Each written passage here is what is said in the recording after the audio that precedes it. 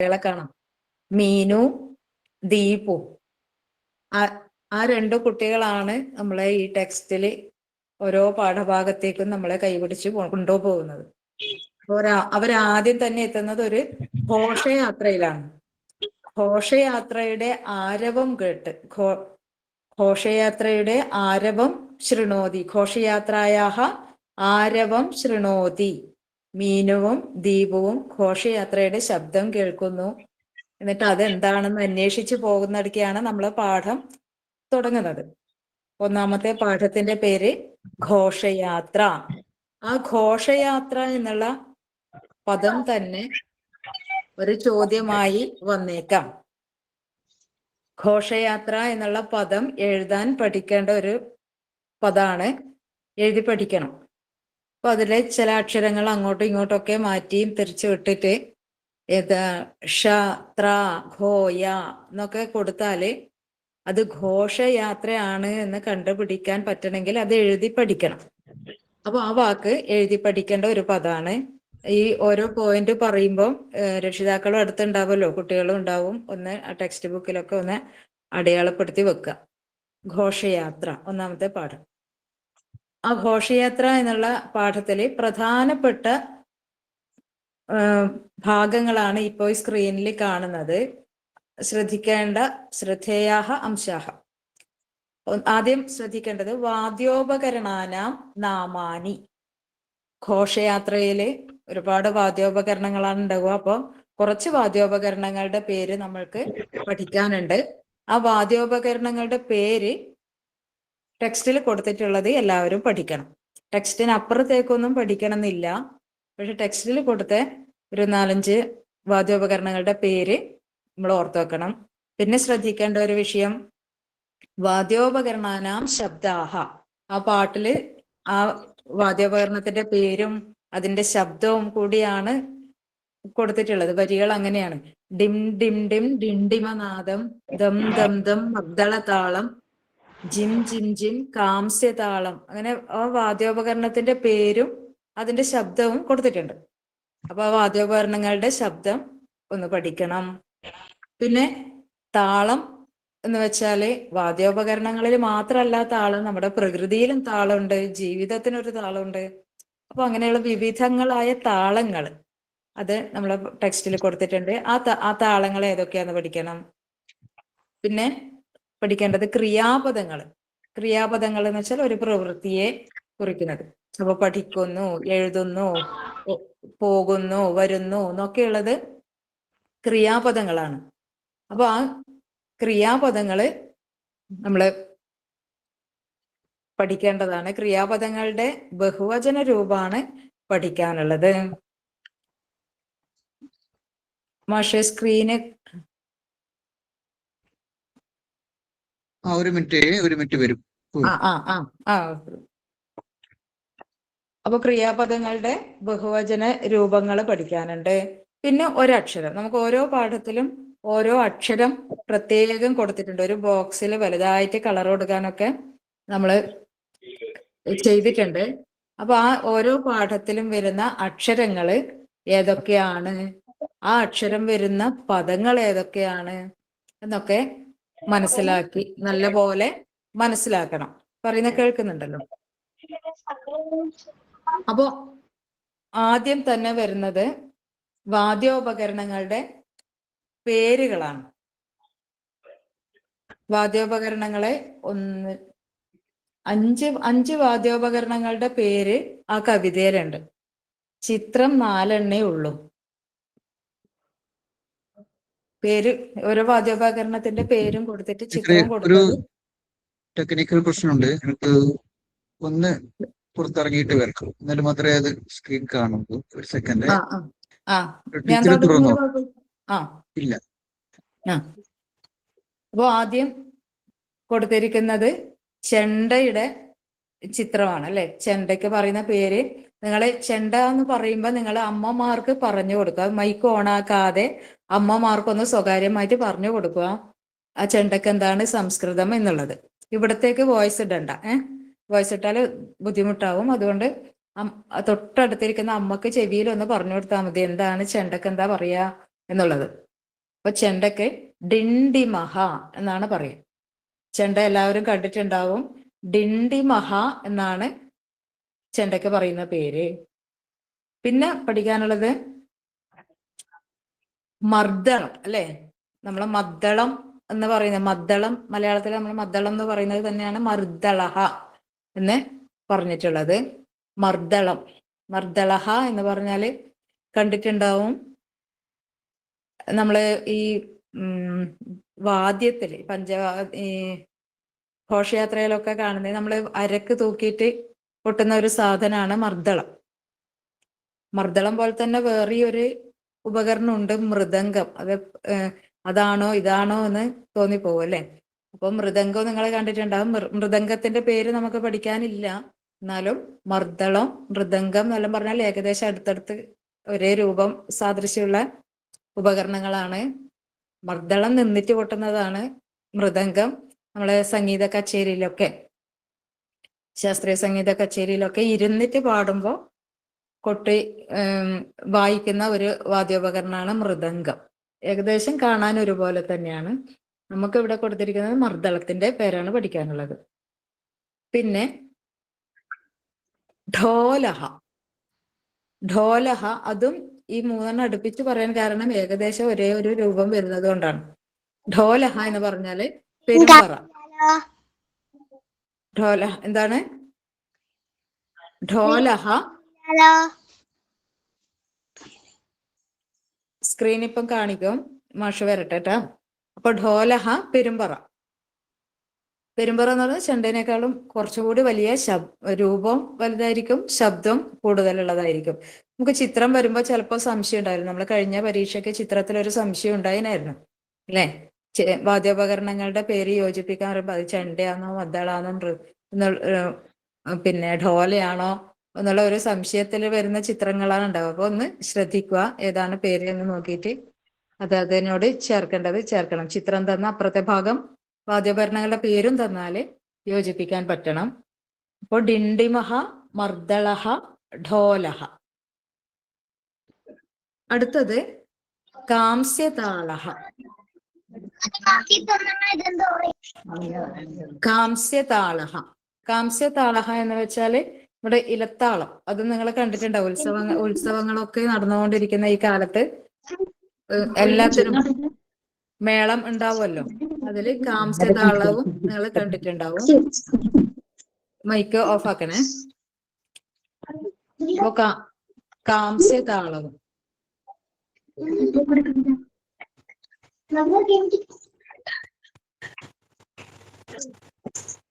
അപ്പൊ അവിടെ ചിത്രം ഒന്ന് സൂം ചെയ്ത് നോക്കിയാല് കാണാം. കാംസ്യതാളം, കാംസ്യതാളഹ, അതിന്റെ ശബ്ദം ജിം ജിം ജിം എന്നുള്ള ആ ഒരു ശബ്ദം. രണ്ട് കൈയിലും വെച്ചിട്ട് കൊട്ടുന്ന ഒരു സാധനമാണ്. തമ്മിലടിക്കുമ്പോൾ വരുന്ന ശബ്ദം ജിം ജിം ജിം. അപ്പോ കാംസ്യതാളം. പിന്നെ ഒരു ഉപകരണം കൂടി, ഒരു ഉപകരണം കാണും, അത് മാഷ് ചെയ്യുന്നുണ്ട് കേട്ടോ. ഇപ്പൊ കേൾക്കേ, അത് വരും, സ്ക്രീൻ വരും. പിന്നെ ഒന്നും കൂടി പഠിക്കാനുള്ളത് വംശി എന്നാണ്. അതിന്റെ ചിത്രം ടെക്സ്റ്റിൽ ഇല്ല. വംശി എന്ന് വെച്ചാൽ എന്താ? ഓടക്കുഴലാണ്.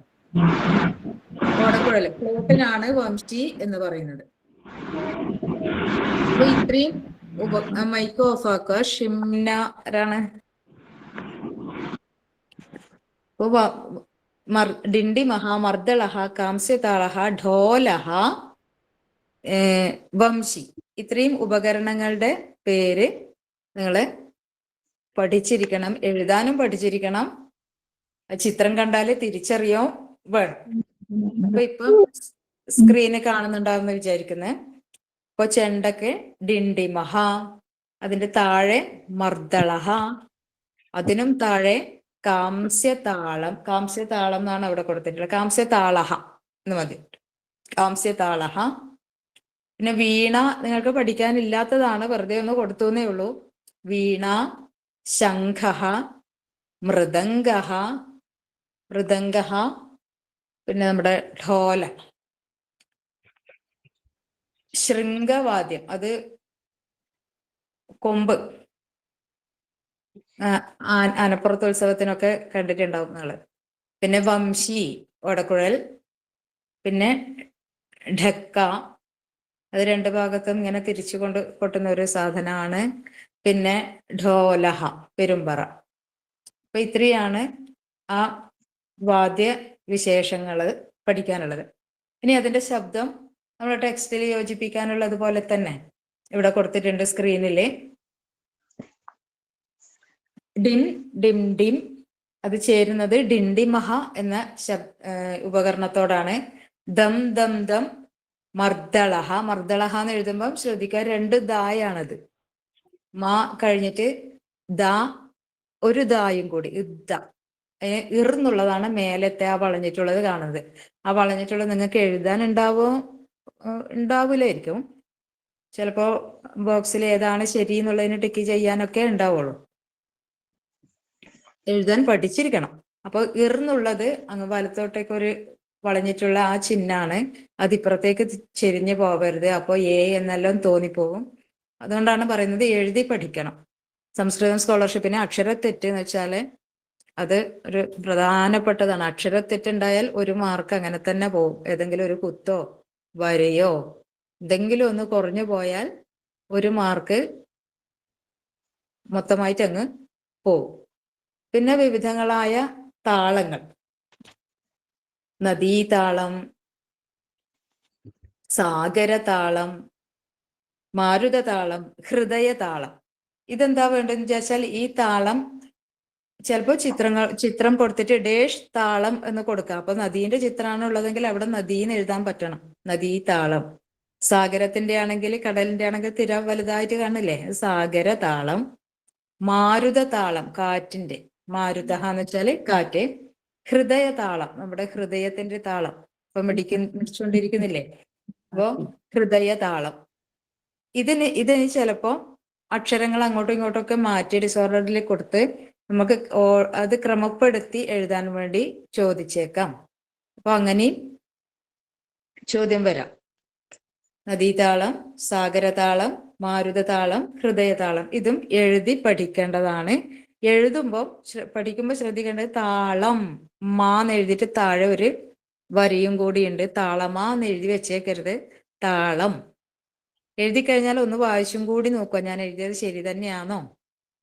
അപ്പൊ നദീ തന്നെയുണ്ടോ, നദി എന്ന് മാത്രമാണോ എഴുതിയത് എന്നൊക്കെ ആ എഴുതി കഴിഞ്ഞതിന് ശേഷം ഒന്നുകൂടി വായിച്ചു നോക്കിയാലാണ് ഒന്നുകൂടി വായിച്ചു നോക്കിയാലാണ് മനസ്സിലാവുക. ഇപ്പൊ ടെക്സ്റ്റ് ഉണ്ടല്ലോ കയ്യില്, ഒന്ന് തൽക്കാലം അതിലേക്ക് നോക്കുക. പേജ് 12 നോക്കാം. നദീതാളം, സാഗരതാളം, മാരുതതാളം, ഹൃദയതാളം. സർവം താളമയം. സ്ക്രീൻ ഇപ്പോ കാണുന്നില്ല, വന്നിട്ടില്ല. മാഷ് അത് ചെയ്തുകൊണ്ടിരിക്കുന്നുണ്ട്. അപ്പൊ നിങ്ങൾ തൽക്കാലം ടെക്സ്റ്റിലേക്ക് നോക്കാം. 12ാമത്തെ പേജ് ഇത് കഴിഞ്ഞു. ഇനി 14ാമത്തെ പേജ് നോക്കുക. 14ാമത്തെ പേജിൽ ആണ് ക്രിയാപദങ്ങൾ പഠിക്കാനുള്ളത്. ക്രിയാപദങ്ങൾ എന്ന് വെച്ചാൽ നേരത്തെ പറഞ്ഞു, പ്രവൃത്തിയെ കുറിച്ച് പറയുന്ന പദങ്ങളെയാണ് ക്രിയാപദങ്ങൾ എന്ന് പറയുന്നത്. അത് നമ്മൾ മുമ്പേ ഒക്കെ പഠിച്ചത് പഠതി, ലിഖതി, ഗച്ഛതി, ധാവതി, പിബതി, തരതി എന്നൊക്കെ ഉള്ള ക്രിയാപദങ്ങൾ നിങ്ങൾ പഠിച്ചിട്ടുണ്ടാവും. അപ്പൊ അതിന്റെ എല്ലാം അവസാനം എല്ലാത്തിനും തീ തീ തീ എന്നാണല്ലോ എന്ന് നമ്മൾ ഓർത്ത് വെച്ചിട്ടുണ്ടാവും. പക്ഷെ ഇവിടെ കൊടുത്തത് നോക്കിയേ, ആയാന്തി, ശൃണ്വന്തി, ക്രീഡന്തി, നൃത്യന്തി എന്നാണ്. അപ്പൊ അതെന്താ മാറ്റം എന്ന് വെച്ചാല്, ഒരാൾ ചെയ്യുന്നതിനാണ്. ഇപ്പൊ ഒരാൾ പഠിക്കുന്നതാണെങ്കിൽ ഒരാൺകുട്ടി പഠിക്കുന്നു, ബാലഹ പഠതി. കുറെ ആൺകുട്ടികൾ പഠിക്കുമ്പം ആ ക്രിയാപദത്തിന് മാറ്റം വരും. സംസ്കൃതത്തിൽ, മലയാളത്തിൽ ആ മാറ്റമില്ല. ഒരാൺകുട്ടി പഠിച്ചാലും കുറെ ആൺകുട്ടികൾ പഠിച്ചാലും പഠിക്കുന്നു എന്ന് തന്നെയാണ് പറയാ. ആൺകുട്ടി പഠിക്കുന്നു, ആൺകുട്ടികൾ പഠിക്കുന്നു. പക്ഷെ സംസ്കൃതത്തിൽ അതിന് മാറ്റം വരും, ക്രിയാപദത്തിന് മാറ്റം വരും. ബാലഹ പഠതി, ബാലാഹ പഠന്തി. അപ്പൊ ഇന്തി എന്നാണ് അവസാനം വരും. അതിൽ ആ ചിത്രം 14ാമത്തെ പേജിലെ ചിത്രം നോക്കിയാൽ മനസ്സിലാവും. കുറെ കുട്ടികളാണ് വരുന്നത്. അതിന് ആയാതി വരുന്നു, ആയാന്തി. കുറെ ആൾക്കാർ വരുന്നത് കൊണ്ടാണ് അവിടെ ആയാന്തി എന്ന് പറഞ്ഞിട്ടുള്ളത്. 2ാമത്തെ ചിത്രത്തില് പാട്ട് കേൾക്കുന്ന ഒരു ചിത്രമാണുള്ളത്. അവിടെ പാട്ട് കേൾക്കുന്നു എന്നുള്ളതിന് ശൃണോതി എന്നാണ് പറയാ. ശൃണോതി എന്നുള്ളതിന് എന്ന് ഒരാൾ കേൾക്കുമ്പോഴാണ് പറയുന്നത്. കുറെ ആൾ ഇരുന്നിട്ട് ഒരുമിച്ച് ഒരു പാട്ട് കേൾക്കാണ്. അപ്പൊ അതിനെന്താ പറയാ? ശൃണ്വന്തി. അതിന്റെ അവസാനം ഉന്തി എന്നുണ്ട്. ശൃണ്വന്തി, ശൃണോതി, ശൃണ്വന്തി, ആയാതി, ആയാന്തി. ഇനി ക്രീഡതി, കളിക്കുന്നു. ക്രീഡതി, കളിക്കുന്നു. കുറെ കുട്ടികൾ കളിക്കുമ്പോ ക്രീഡന്തി. നൃത്യതി, നൃത്തം ചെയ്യുന്നു. കുറെ പേര് ഒരുമിച്ച് നൃത്തം ചെയ്യുമ്പോൾ അത് നൃത്യന്തി. അപ്പൊ അതിന്റെ തൊട്ട് താഴെ തന്നെ കൊടുത്തിട്ടുണ്ട് ബാലാഹ ആയാന്തി, ബാലാഹ ക്രീഡന്തി, ബാലാഹ ശൃണ്വന്തി, ബാലാഹ നൃത്യന്തി. നിങ്ങൾക്ക് ഇത് എങ്ങനെയായിരിക്കും ചോദ്യം വരുക എന്ന് വെച്ചാല് ഡേഷ് ആയാന്തി എന്ന് കൊടുക്കും. ഡേഷ് ആയാന്തി എന്നിട്ട് 2 ഓപ്ഷൻ കൊടുക്കും. ബാലഹ, ടീച്ചറെ ഇത് ബാലാഹ. ശരിയായി. എന്താ പക്ഷേ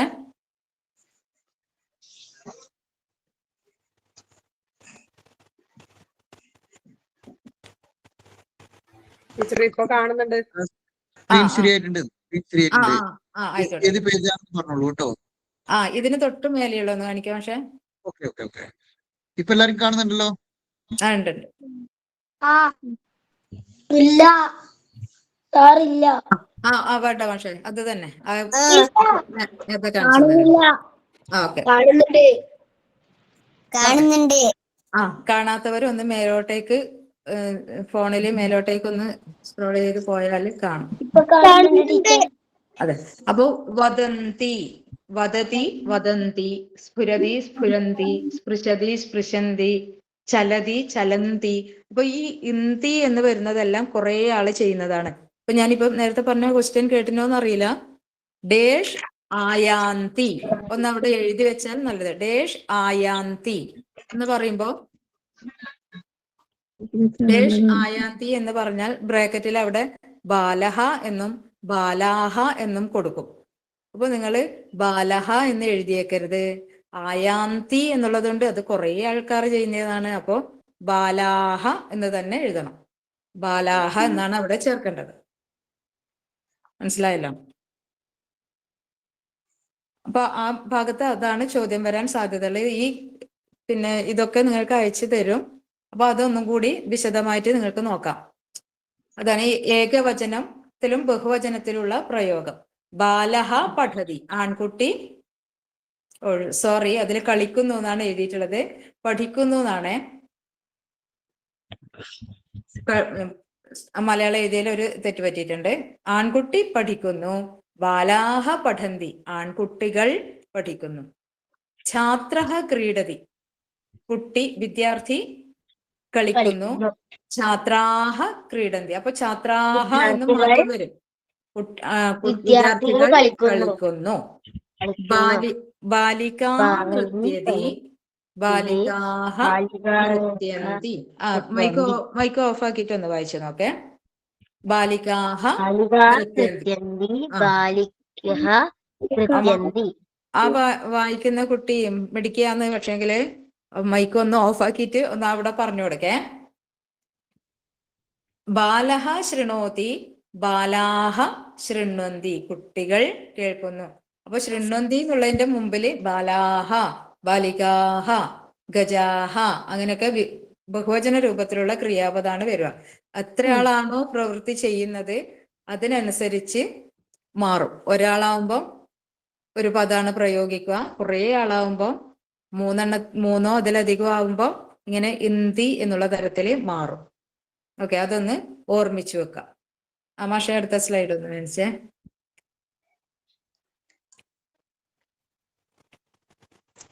ഇതിൽ പഠിക്കാനുള്ള പ്രധാനപ്പെട്ട അക്ഷരം ഡ എന്നാണ്. ഡ എന്ന അക്ഷരമാണ് പഠിക്കാനുള്ളത്. അതിൽ ക്രീഡതി, നമ്മൾ പഠിച്ച വാക്കുകളൊക്കെ ഇതിൽ ചേർത്തിട്ടുണ്ട്. ഒന്ന് നോക്കുക.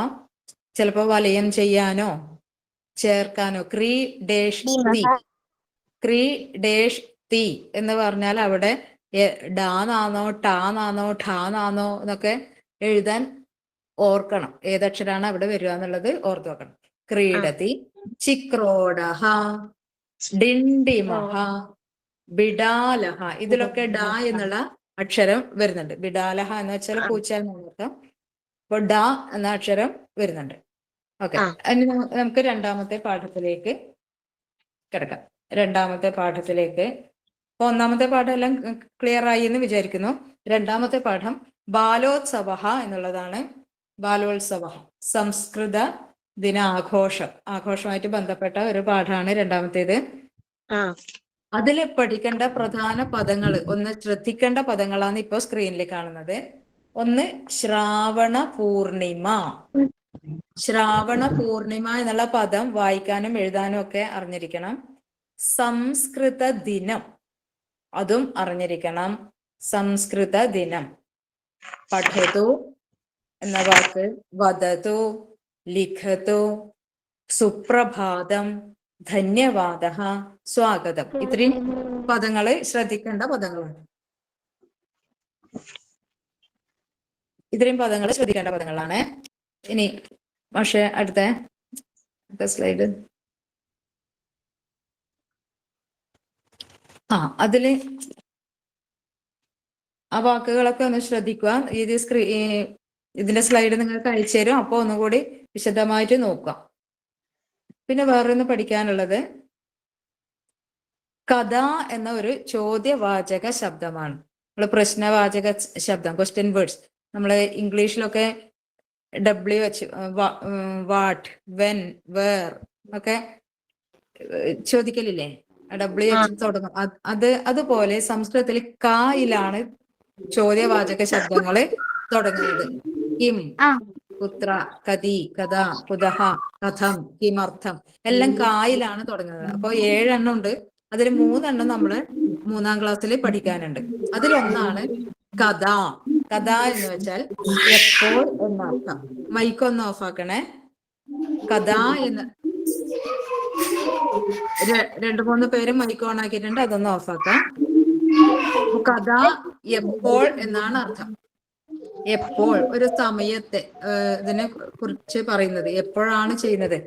മധ്യാഹ്നേ ഭോജനം കരോതി, ഉച്ചക്ക് ഭക്ഷണം കഴിക്കുന്നു. ഉച്ചക്ക് ഭക്ഷണം കഴിക്കുന്നു എന്ന് പറയുമ്പോൾ ഒരു വാക്യം, അതിന് ഒരു ചോദ്യം ഉണ്ടാക്കിയാൽ കഥാ ഭോജനം കരോതി, എപ്പോഴാണ് ഭക്ഷണം കഴിക്കുന്നത്. കഥാ ഭോജനം കരോതി. അപ്പൊ അവിടെയാണ് എപ്പോൾ എന്നുള്ളത്. വാക്ക് ഏതാണ് ഉത്തരമായിട്ട് വരേണ്ടത് അതിനനുസരിച്ചിട്ട് നിങ്ങള് കിം ആണോ കുത്രയാണോ കതിയാണോ എന്ന് ചേർക്കണം. മധ്യാഹ്നേ എന്നാണ് അവിടെ ചോദ്യം വരേണ്ടത്, അല്ലെങ്കിൽ ഉത്തരം വരേണ്ടത്. അപ്പൊ എപ്പോൾ, കഥ. സൂര്യ പ്രഭാതേ ഉദയതി. സൂര്യ പ്രഭാതേ ഉദയതി. സൂര്യ ഡേഷ് ഉദയതി. അവിടെ ബ്രാക്കറ്റിൽ കഥ എന്നും കൊടുത്തിട്ടുണ്ട്, കുതഹ എന്നും കൊടുത്തിട്ടുണ്ട്. ഏതായിരിക്കും വരിക? പ്രഭാതേ എന്നുള്ളതാണ് ഉത്തരം കിട്ടുന്നത്, രാവിലെ. അപ്പൊ കഥ എന്നാണ് അവിടെ ചേർക്കേണ്ടത്. കഥ ഉദയതി. ബാലാഹ സായാഹ്നേ ക്രീഡതി. ബാലാഹ കഥ ക്രീഡതി. ആ കഥ എന്നുള്ളത് അർത്ഥം മനസ്സിലാക്കിയിട്ട് വേണം ചേർക്കാൻ. നിങ്ങൾക്ക് അവിടെ ഇന്ന പാഠത്തിൽ ക്രമത്തിലൊന്നും കൊടുക്കൂല. ചിലപ്പോ ആദ്യം വേറെ ഏതെങ്കിലും കിമ്മായിരിക്കും ചോദിക്കുക, കഥ. അപ്പൊ ക്രമത്തിൽ വരണം എന്നില്ല. അപ്പൊ ആദ്യമല്ലേ ചോദിച്ചതായതുകൊണ്ട് കഥ എന്ന് എഴുതി വെക്കാം എന്ന് വിചാരിക്കരുത്. ഉത്തരം എന്താന്ന് നോക്കണം. പ്രഭാതേ, മധ്യാഹ്നേ, സായാഹ്നേ. ഏതെങ്കിലും ഒരു സമയത്തെ കുറിച്ചിട്ടുള്ളതാണെങ്കിൽ പറയുന്നതെങ്കിൽ അവിടെ എപ്പോൾ എന്നാണ് ചോദ്യം വരിക. എപ്പോൾ എന്നുള്ളതിന് സംസ്കൃതത്തിൽ കഥ എന്നാണ് വരിക. ഓക്കെ. അടുത്തത് സ. നമ്മളെ ഒന്നാമത്തെ പാഠത്തില് ഡ എന്ന അക്ഷരം വരുന്ന പദങ്ങളാണ് പഠിച്ചതെങ്കിൽ രണ്ടാമത്തേല് സ എന്ന അക്ഷരാണ്. അപ്പൊ സ എന്ന അക്ഷരം വരുന്ന ഈ പദങ്ങളും പഠിക്കണം. പരീക്ഷക്കെല്ലാം ചോദിച്ചിട്ടുണ്ട്, കഴിഞ്ഞ പരീക്ഷക്കും ചോദിച്ചിട്ടുണ്ട്. ആശം, ബേഷ്, ആശം, സാഹ. അപ്പൊ ഇതിലൊക്കെ എഴുതുമ്പോ എന്താ ശ്രദ്ധിക്കേണ്ടതെന്ന് വെച്ചാല് ആ സാ എന്നും അതിന്റെ വിസർഗം എല്ലാം ഇടാൻ മറന്നു പോവരുത്. ബ്രാക്കറ്റിൽ നിന്ന് എടുത്ത് എഴുതുമ്പോൾ എന്തെങ്കിലും ഒരു മിസ്റ്റേക്ക് ഉണ്ടെങ്കിൽ മാർക്ക് അങ്ങോട്ട് പോകും, തെറ്റുണ്ടെങ്കിൽ മാർക്ക് അങ്ങ് പോകും. അപ്പൊ സമീചീനം, സമീചീനം സമീചീനം എന്നുള്ളത് ആ ഈ എന്നുള്ള ദീർഘമില്ലാതെ ഇടത് ഭാഗത്തെ ഇട്ടുപോയിട്ടുണ്ടെങ്കിൽ അത് അക്ഷര തെറ്റായിട്ട് തന്നെ പരിഗണിക്കും. അപ്പൊ എഴുതി പഠിക്കുകയാണ് വേണ്ടത്. സമീചീനം, ആശംസാഹ, സുപ്രഭാതം, അങ്ങനെ സ്ഥാ വരുന്ന പദങ്ങൾ ഏത് പാഠത്തിലുള്ളതായാലും കണ്ടാല് ഒന്ന് തിരിച്ചറിയും. പിന്നെ പഠിക്കാനുള്ളത് ഉത്സവങ്ങളുടെ പേര്. ഉത്സവം ചിലപ്പോൾ നിങ്ങൾക്ക് ചിത്രം കൊടുത്തിട്ടായിരിക്കും ചോദിക്കുക. അപ്പൊ ഓണമാണോ, ഈദാണോ, ഹോളിയാണോ, ക്രിസ്തുമസ് ആണോ എന്ന് തിരിച്ചറിയാൻ പറ്റുമല്ലോ ചിത്രം കണ്ടാല്. അപ്പൊ ഉത്സവങ്ങളുടെ പേരും പ്രധാനമാണ്.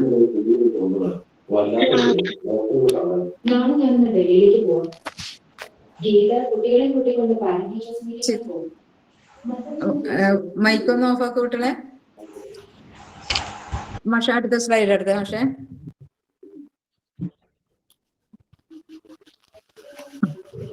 ഇനി മൂന്നാമത്തെ പാഠം നല്ല ഇഷ്ടപ്പെട്ട ഒരു പാഠമാണ് അല്ലേ. തിത്താര തിത്തിത്തൈ തിത്തൈ തകതോ പാടി പാടി മനസ്സിൽ പതിഞ്ഞ പാട്ടായിരിക്കും. അപ്പൊ ആ പാട്ടിലെ ഓരോ വരികളും നമ്മളെ മനസ്സിലുണ്ടെങ്കിൽ നമ്മൾക്ക് വേഗം വേഗം ഉത്തരം എഴുതാൻ പറ്റും. തിത്തിത്താര തെയ് എന്നുള്ള പാഠത്തിന് പ്രധാനപ്പെട്ട വാക്കുകൾ ടെക്സ്റ്റിൽ തന്നെ കൊടുത്തിട്ടുണ്ട്. ഇവിടെ സ്ക്രീനിൽ അത്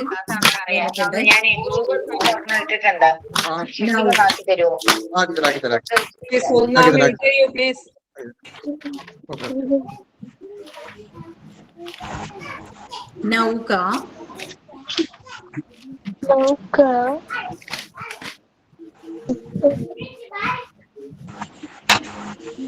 നൗക നദി, ജലയാനം, സോദരഃ, നൗകാകേളി, ജീവയാനം, താമോദം. മക്കളെ മൈക്ക് മ്യൂട്ടാക്കിയിട്ട് വായിക്കണേ. മൈക്ക് മ്യൂട്ടാക്കിയിട്ട് വായിക്കണം, മ്യൂട്ട് ചെയ്തിട്ട് വായിക്കണം. അപ്പൊ ഈ പദങ്ങളെ ആ ചുവന്ന ബോക്സിൽ കൊടുത്തിരിക്കുന്ന പദങ്ങളെ പ്രത്യേകം പഠിക്കേണ്ടതാണ്. ജീവയാനം, അതിന് ചിലപ്പോ ഡേഷ് യാനം, അപ്പൊ ജി ആണ് അവിടെ വേണ്ടത്. നൗകാ കേളി, നൗ ഡേഷ് കേളി, അപ്പൊ നൗകാ കേളിയാണ്. ഇത് തന്നെ നേരത്തെ പറഞ്ഞ രീതിയിൽ ഘോഷയാത്രയൊക്കെ പറഞ്ഞില്ലേ, അതേപോലെ അക്ഷരങ്ങള് അങ്ങോട്ടും ഇങ്ങോട്ടും മാറ്റിയിട്ട് നമുക്ക് കൊടുത്തേക്കാം. അപ്പൊ ശരിയാക്കി എഴുതാൻ ചിലപ്പോ വരും. നൗക എന്ന് വെച്ചാൽ തോണി, നദി, ജലയാനം, സോദരഃ, നൗക കേളി, ജീവയാനം, സാമോദം. അടുത്തത് അതിൽ തന്നെ പഠിക്കാനുള്ള മറ്റൊരു പ്രധാനപ്പെട്ടതാണ് വാഹനങ്ങളുടെ പേര്. വാഹനത്തിന് സംസ്കൃതത്തില് വാഹനം എന്ന് തന്നെ പറയും. വാഹനം അല്ലെങ്കിൽ യാനം. യാനാനാം നാമാനി, യാനാനാം നാമാനി, വാഹനങ്ങളുടെ പേരുകൾ. ഒന്ന് തോണി. തോണിക്ക് എന്താ പറയാ? ഒന്ന് അവിടെ അമ്മമാർക്ക് പറഞ്ഞു കൊടുത്താൽ മതി. മൈക്ക് ഓഫ് ആക്കിയിട്ട് അമ്മമാർക്ക് പറഞ്ഞു കൊടുക്കാം. നൗക. ആ നൗക വെള്ളത്തിലൂടെ പോകുന്നതാണ്. ആ വെള്ളത്തിലൂടെ പോകുന്ന വലിയൊരു തോണിയാണ് എന്തൊരു വലിയ മഹാനൗക, കപ്പൽ അല്ലെ. മഹാനൗക. അടുത്തത് അത് രണ്ടും വെള്ളത്തിലൂടെ പോകുന്നതാണ്. അടുത്തത് ലോകയാനം. ലോകയാനം എന്നുള്ളത് എഴുതി പഠിക്കുമ്പോ മൈക്കൊന്ന് മ്യൂട്ടാക്കിയാല് ഉപകാരം. അപ്പൊ ലോകയാനം എന്നുള്ളത് എഴുതുമ്പം ശ്രദ്ധിക്കണം, ഓ ചിഹ്നം മാറിപ്പോകുന്നതാണ്. കുട്ടികൾക്ക് മാറിപ്പോകുന്നത്. ലേഖയാനം എന്നെല്ലാം ചിലപ്പോൾ എഴുതിപ്പോകും. അപ്പൊ ലേ ആവരുത്. ലേയും ലോയും എങ്ങനെയാണ് എഴുതേണ്ടത് എന്നുള്ള ചിഹ്നം മാറാതെ ലോകയാനം. വിമാനം. വിമാനം. ഈ പാഠത്തിലും അടുത്ത പാഠത്തിലും കൂടി വരുന്ന വാഹനങ്ങൾ ഒരുമിച്ചാണ് ഇവിടെ പറഞ്ഞിട്ടുള്ളത്. രണ്ട് പാഠത്തിലും കൂടി പഠിക്കാൻ നമുക്ക് ഈ ടെക്സ്റ്റിൽ പഠിക്കാനുള്ള വാഹനങ്ങളുടെ പേര് ഇവിടെ കൊടുത്തിട്ടുണ്ട്. എല്ലാം വിമാനം, റെയിൽ യാനം, അറിയാലോ ചിത്രം കണ്ടാലേ. ത്രിചക്രിക, 3 ചക്രങ്ങളുള്ളത് ത്രിചക്രിക. ഓട്ടോറിക്ഷ. ദ്വിചക്രിക, ടൂ വീലറിന്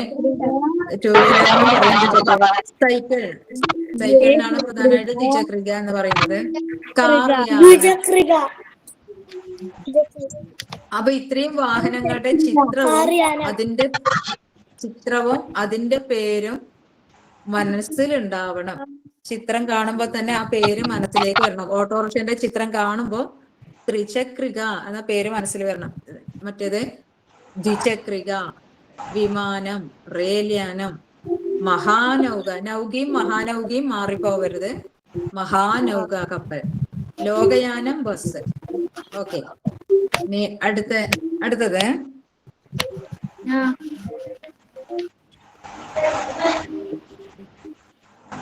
ആ പാഠത്തിൽ നമുക്ക് പഠിക്കാനുള്ളത് ജ എന്ന അക്ഷരമാണ്.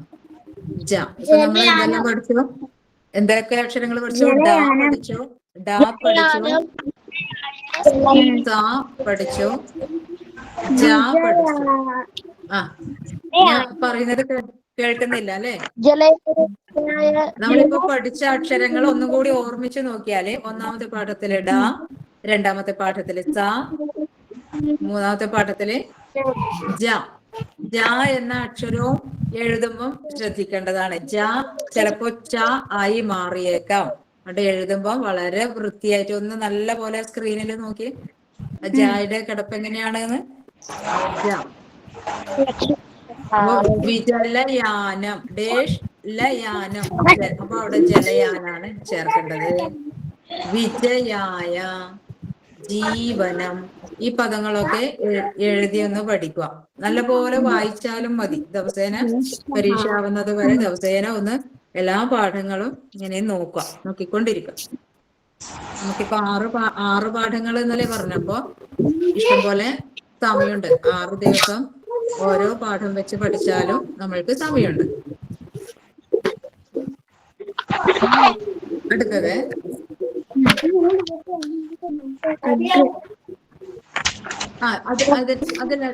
അതിലിടക്ക് ഒന്നുകൂടി പറയട്ടെ. ഈ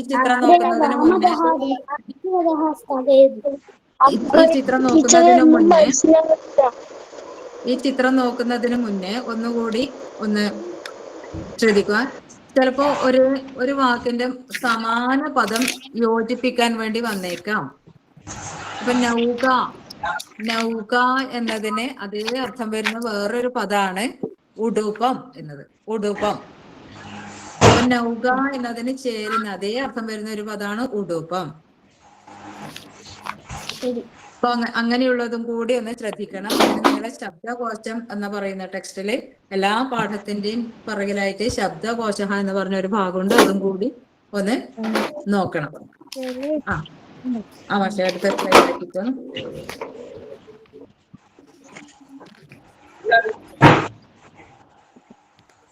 അടുത്ത സ്ലൈഡ് ഒന്ന് കാണിച്ച പക്ഷെ ഇവിടെ 4ാമത്തെ പാഠത്തില് സാഗര തീരം, മീനും ദ്വീപും എല്ലാം കൂടിയിട്ട് പോകുന്നതാണ് അല്ലെ? സാഗര തീരം, കടൽ തീരം. ഞാൻ ഇത് വായിക്കാൻ പറഞ്ഞല്ലോ കുട്ടികളെ. ഞാൻ ടീച്ചർ പറയുന്നത് കേൾക്കേ. ടീച്ചർ പറയ എന്താണ്? ഏത്? ഉടുപ്പം. നൗക എന്നുള്ളതിന് ഉടുപ്പം.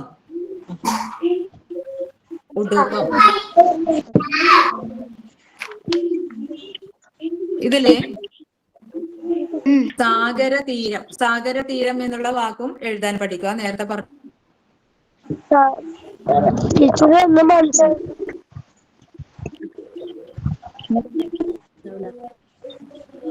ടീച്ചർ മൈക്ക് ഓഫ് ആയി. ഓ സോറി. സാഗര തീരം എന്നുള്ള പാഠത്തില് നേരത്തെ പറഞ്ഞത് കേട്ടില്ലായിരുന്നു. നൗക എന്നുള്ളതിന് ഉടുപ്പം എന്നാണ് മറ്റൊരു വാക്ക്. ഇതില് നോക്കാം. സാഗര തീരം എന്ന വാക്ക് എഴുതി പഠിക്കേണ്ട വാക്കുകളിൽ പെട്ടതാണ്. ഇതില് ഈ സ്ക്രീനിൽ ഇപ്പം കൊടുത്തിട്ടുള്ളത് ചിഹ്നങ്ങളാണ് അല്ലെ? കുറച്ച് പിന്നെ എന്താണ് സിഗ്നലുകൾ നോക്കാം. അതൊന്ന് നോക്കാം. അതെന്താ? അഗ്രേ എന്ന് പറഞ്ഞാൽ നേരെ മുകളിലോട്ട് പോകാന്നല്ലേ അർത്ഥം? ഓ മുന്നോട്ടാണല്ലേ. ഞാൻ വിചാരിച്ചു 0 മാർക്ക് കണ്ടിട്ട് മേലോട്ടൊക്കെ പോവാന്നാണ്. മുന്നോട്ടാണല്ലേ, അറിയാം. മുന്നോട്ട്. അപ്പൊ അഗ്രേ അഗ്രേ ചാലയാമ, നമ്മള് ആ തിത്തിത്താരാതെ എന്നുള്ള പാഠത്തിന്റെ ശിഖരമേവ ചാലയാമ അത് പഠിച്ചിട്ടുണ്ട്. അപ്പൊ അഗ്രേ അഗ്രേ മുന്നോട്ട് ഏതാണ്? ക്ലാസ് വേഗം തീർക്കാം. അഗ്രേ എന്നുള്ളത് മുന്നോട്ട് എന്നാണ് അർത്ഥം. അഗ്രേ മുന്നോട്ട്, ഈ സിഗ്നൽ കണ്ടാല് മുന്നോട്ട് എന്നാണ് അർത്ഥം. പിന്നെ നമ്മൾ ഇരുന്നടിക്കുന്നത് തന്നെ നമ്മളൊന്ന് ആ ചിഹ്നത്തിനനുസരിച്ച് കയ്യൊന്ന് ചൂണ്ടിക്കാണിച്ച് കയ്യൊന്ന് നിവർത്തി നോക്കിയേ. അപ്പൊ ഏത് കൈക്കാണ്? ചൂണ്ടിയില്ലേ? അപ്പൊ ഏത് കൈ കൊണ്ട് കാണിക്കാൻ എളുപ്പം? ഇടത്തെ കൈ കൊണ്ടല്ലേ? ഇടത്തെ കൈ കൊണ്ട്. അത് മുമ്പോട്ട് അഗ്രേ.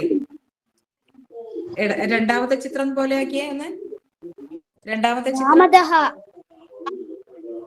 ആ കൈയാണോ എളുപ്പം? ഇപ്പുറത്തെ കൈയാണോ? ഏത് കൈ കാണിക്കാൻ എളുപ്പം? ഇടത്തെ കൈയല്ലേ?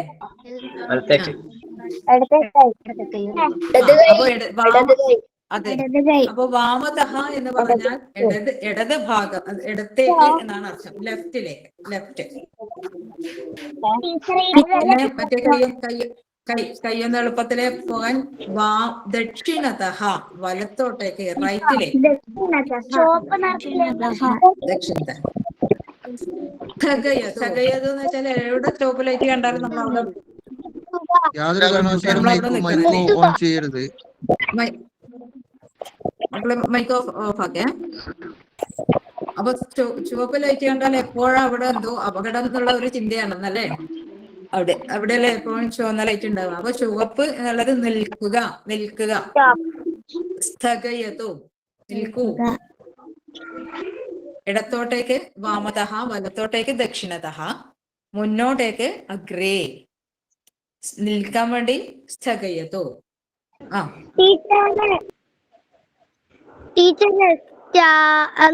അതെന്താ വായിക്കാ? മറ്റേ ചോപ്പ് ചെയ്തുള്ള നിർത്തുക എന്ന് പറയുന്നത്.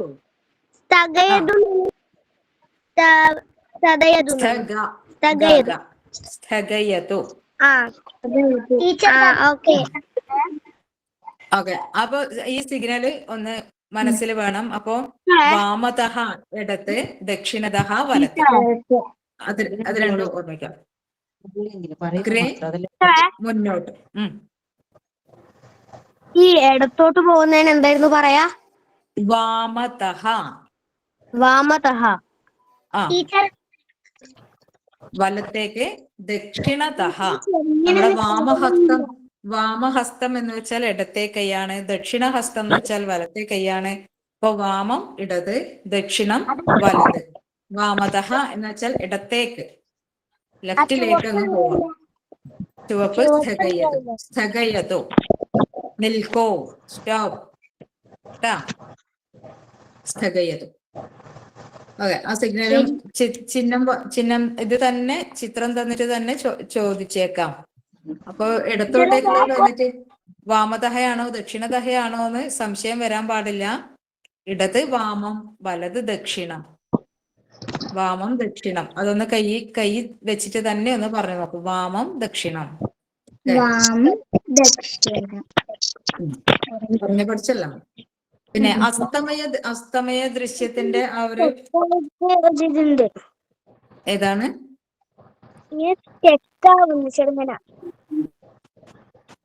സ്റ്റക്കാവുന്ന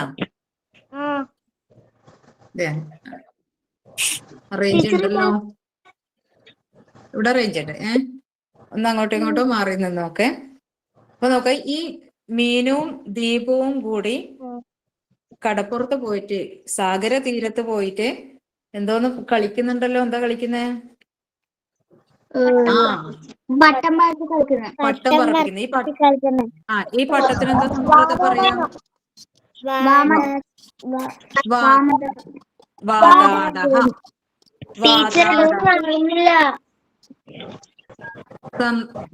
പട്ടത്തിന് പറയാ വാതാടഹ എന്നാണ്.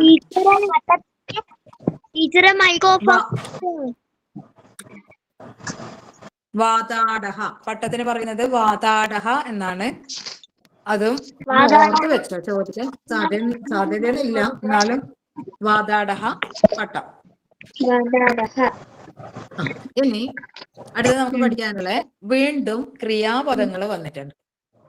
ക്രിയാപദങ്ങൾ ഏകവചനവും ബഹുവചനവും. നമ്മൾ നേരത്തെ ആയാതി, ആയാന്തി, ശൃണോതി, ശൃണ്വന്തി എന്നൊക്കെ പറഞ്ഞിട്ടില്ലേ? അതേപോലെ ഉണ്ട് എന്നുള്ളതിന് അസ്ഥി എന്നാണ് പറയാ. ഉണ്ട്. അതിന് കുറെ അസ്ഥി ഉണ്ട്. ഒരു പെണ്ണുണ്ട്. ടീച്ചറെ അത് സ്ക്രീനിൽ കാണുന്നില്ല ടീച്ചറെ. മാഷ അടുത്ത സ്ലൈഡിലേക്ക് ഒന്ന്. സ്ക്രീനിൽ കാണുന്നില്ല. അതിപ്പം കാണിച്ചു തരാം. ഇപ്പൊ കാണിച്ചു തരാം.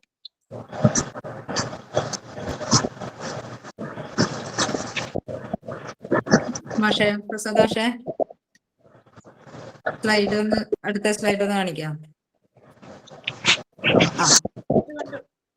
ഇവിടെ നോക്കുക. ഒരു പുസ്തകം ഉണ്ട്. ഒരു പുസ്തകമുണ്ട്. കുറെ പുസ്തകങ്ങളുണ്ട്. അപ്പൊ ഈ ഉണ്ട് ആണ് എന്നുള്ളതും ക്രിയാപദത്തിൽ തന്നെയാണ് വരുന്നത്. അതിന് പറയാം, ഉണ്ട് എന്നുള്ളതിന് ഒന്നിന് പറയുന്നത്, ഏകവചനത്തിൽ പറയുന്നത് അസ്ഥി എന്നാണ്. എന്നാണ്. കുറെ സമയത്ത് പറയുന്നത്, അതിന് പറയുന്നത് സന്ധി എന്നാണ്.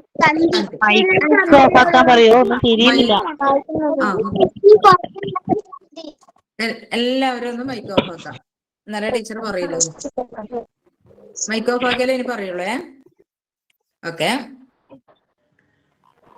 ആൺകുട്ടി ഉണ്ട്. ബാലഹ അസ്തി.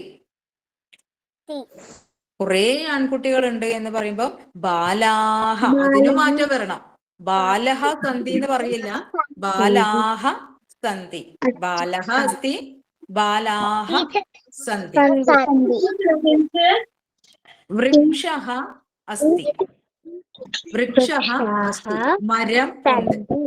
കുറെ മരങ്ങളുണ്ട് എന്ന് പറയണെങ്കിൽ ടീച്ചറെ ഒന്നും പറയുന്നത് മനസ്സിലാവുന്നില്ല. മറ്റുള്ളവര് ഭയങ്കര ഡിസ്റ്റർബൻസ്. എല്ലാവരും ഒന്ന് മൈക്ക് ഓഫ് ആക്കൊക്കെ, കേൾക്കുന്നില്ല. അപ്പൊ വൃക്ഷഃ അസ്തി, മരം ഉണ്ട്. ഇനി കുറെ മരങ്ങൾ ഉണ്ട് എന്ന് പറയണെങ്കിൽ വൃക്ഷാഹ സന്ധി. വൃക്ഷാഹ സന്ധി, മരങ്ങൾ ഉണ്ട്. അപ്പൊ ഉണ്ട് എന്ന് തന്നെയാണ് അസ്ഥിക്കും അർത്ഥം, സന്ധിക്കും അർത്ഥം. അസ്ഥി എന്ന് പറഞ്ഞാലും ഉണ്ട്, സന്ധി എന്ന് പറഞ്ഞാലും ഉണ്ട്. അസ്ഥി എന്നുള്ളത് ഒറ്റയൊന്നുണ്ട് എന്ന് പറയുമ്പോഴാണ് ഏകവചനത്തില്. സന്ധി എന്നുള്ളത് കുറേ എണ്ണം ഉണ്ടാകുമ്പോൾ ബഹുവചനത്തിലാണ് പറയുന്നത്. അപ്പൊ ബാലിക, അത് തന്നെ പുല്ലിംഗ, സ്ത്രീലിംഗം, നപുംസകലിംഗ എന്നുള്ള വ്യത്യാസത്തിലാണ് താഴെ ഈ രണ്ട് ഉദാഹരണം കൊടുത്തിട്ടുള്ളത്. ഇപ്പം ബാലഹ, വൃക്ഷഹ, ഗജഹ, അജഹ, മൂഷകഹ, ശുനകഹ എന്നെല്ലാം പറയുന്നത് പുല്ലിംഗ ശബ്ദങ്ങളാണ്. ഈ അഹ എന്നതിൽ അവസാനിക്കുന്നത്. രക്ഷിതാക്കളും കൂടി കേൾക്കാൻ വേണ്ടി ഒന്ന് ശ്രദ്ധിക്കാൻ വേണ്ടി എന്ന് പറയുന്നതാണ്. അതിന്റെ ബഹുവചനം വരുമ്പം ബാലാഹ, വൃക്ഷാഹ, ഗജാഹ, ശുനകാഹ എന്നൊക്കെ അതിന്റെ ബഹുവചനം വരും. ഇനി സ്ത്രീലിംഗ ശബ്ദം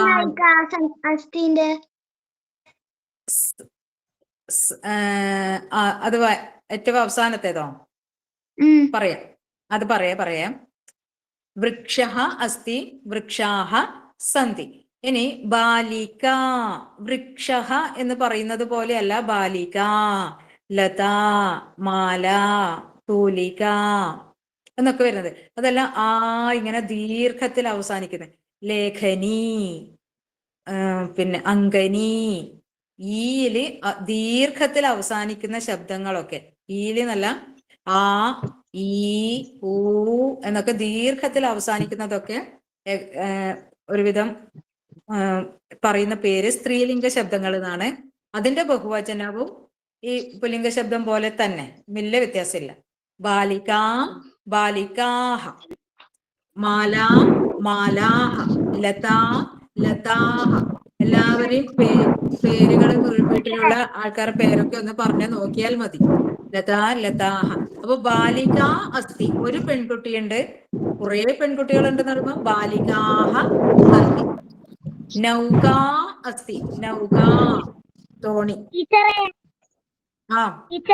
ഇത് ബാലാഹ എന്ന് പറയുമ്പോ കുട്ടികൾ കുറെ ഉണ്ട് എന്നാ? ബാലാഹ എന്ന് പറയുമ്പോ ആൺകുട്ടികൾ കുറെ ഉണ്ട്. കുറേ ആൺകുട്ടികളുണ്ട്. ആ ബാലഹ അസ്തി എന്ന് പറയുമ്പോ ഒരാൺകുട്ടിയുണ്ട്. ബാലാഹ സന്ധി കുറെ ആൺകുട്ടികൾ ഉണ്ട്. നൗക അസ്തി തോണിയുണ്ട്, ഒരു തോണിയേ ഉള്ളൂ. അസ്ഥി എന്ന് കണ്ടാൽ അവിടെ ഒറ്റയൊന്നേ ഉള്ളൂ എന്ന് മനസ്സിലാക്കാം. സന്ധി എന്ന് പറഞ്ഞാൽ അവിടെ കുറെ എണ്ണം എന്ന് മനസ്സിലാക്കാം. നൗകാഹ സന്ധി, നൗകാസ്തി നൗകാഹ സന്ധി. ടീച്ചർ ഇനി ഇതിന് ഇപ്പൊ നേരത്തെ നമ്മള് ബാലഹ, വൃക്ഷഹ, ഗജഹ, അജഹ അതെല്ലാം ഒരു വിഭാഗത്തിൽ പെട്ടു. ഇനി ബാലിക, ലത, നൗക, മാല അതെല്ലാം വേറൊരു വിഭാഗത്തില്. അതിന്റെ അവസാനത്തെ നോക്കിയിട്ട് ഇനി അടുത്ത പദം നോക്കെ. യാനം, പുസ്തകം, ഫലം, ആമ്രം. ഇതൊക്കെ അമ്മിൽ അവസാനിക്കുന്നല്ലേ? അമ്മിൽ അവസാനിക്കുന്ന ശബ്ദങ്ങളുടെ ബഹുവചനം വരുമ്പോ എങ്ങനെയായിരിക്കും? അമ്മിൽ അവസാനിക്കുന്ന ശബ്ദങ്ങളുടെ ബഹുവചനം യാനം, യാനാനി. ഒരു വാഹനം, കുറെ വാഹനങ്ങൾ. യാനം, യാനാനി. ഫലം, ഫലാനി. പുസ്തകം, പുസ്തകാനി. ആമ്രം, ആമ്രാണി. ഇങ്ങനെയാണ്. ഇത് ഇപ്പൊ യാനെന്ന് പറഞ്ഞ ഒരു യാനം. യാനാനി എന്ന് പറഞ്ഞാൽ കുറെ വാഹനങ്ങൾ. അപ്പൊ ഈ യാനാഹ സന്ധി എന്ന് പറയുമ്പോ കുറെ ഉണ്ട്. അല്ല അങ്ങനെ പറയില്ല. യാനം എന്നുള്ളതിന് യാനാനി സന്ധി എന്നാണ് പറയാ. അതുകൊണ്ടാണ് ആ ബഹുവചനം അമ്മിൽ അവസാനിക്കുന്നതിന്റെ ബഹുവചനം കുറെ എണ്ണത്തിന് പറയുമ്പം വ്യത്യാസമുണ്ട്. യാനം, യാനാനി. ഫലം, ഫലാനി. പുസ്തകം, പുസ്തകാനി. വനം, വനാനി. അതിനെല്ലാം നീലാണ് കുറെ എണ്ണത്തിനെ പറയുമ്പം വരിക. അല്ലാത്ത മനസ്സിലായില്ലേ?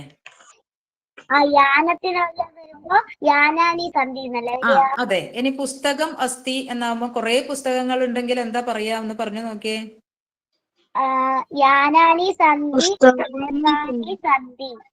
പുസ്തകാനി സന്ധി, പുസ്തകാനി സന്ധി. അതെ അമ്മിൽ അവസാനിക്കുന്നത് അങ്ങനെ വരുള്ളൂ കേട്ടാ. ഏതിന്?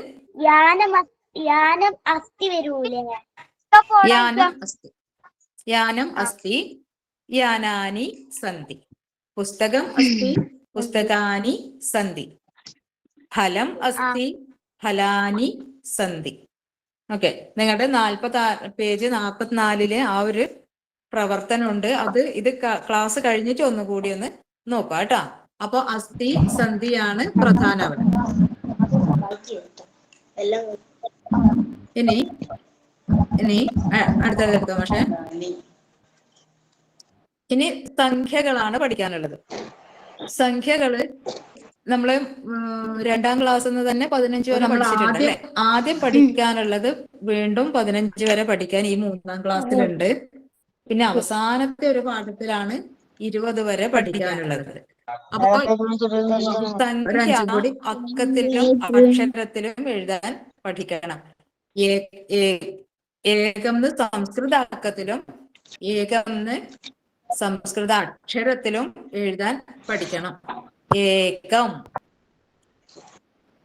ദ്വേ, ത്രീണി, ചത്വാരി, പഞ്ച, ഷഡ്, സപ്ത,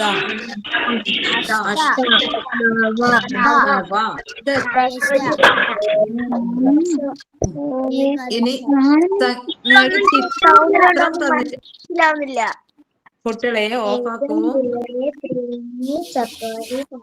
ഇനി 10 നമ്മള് ചിത്രം തന്നിട്ടാണ് നമുക്ക് സംഖ്യ എഴുതാൻ പറയുന്നതെങ്കിൽ നിങ്ങൾ സംസ്കൃതത്തിൽ തന്നെ എണ്ണി നോക്കണം. അപ്പൊ ചിത്രം ഇപ്പൊ ഒരു 8 തത്തകളെ ചിത്രം തന്നു എന്ന് വിചാരിച്ചോ. 8 തത്തകളെ ചിത്രം തന്നാല് നമ്മള് 1 2 3 4 5 6 7 8 8ന് എന്താ പറയാ എന്ന് നോക്കിയിട്ട് എഴുതുമ്പോൾ ചിലപ്പോ ഷഡ് നല്ല എഴുതി വെച്ചേക്കും.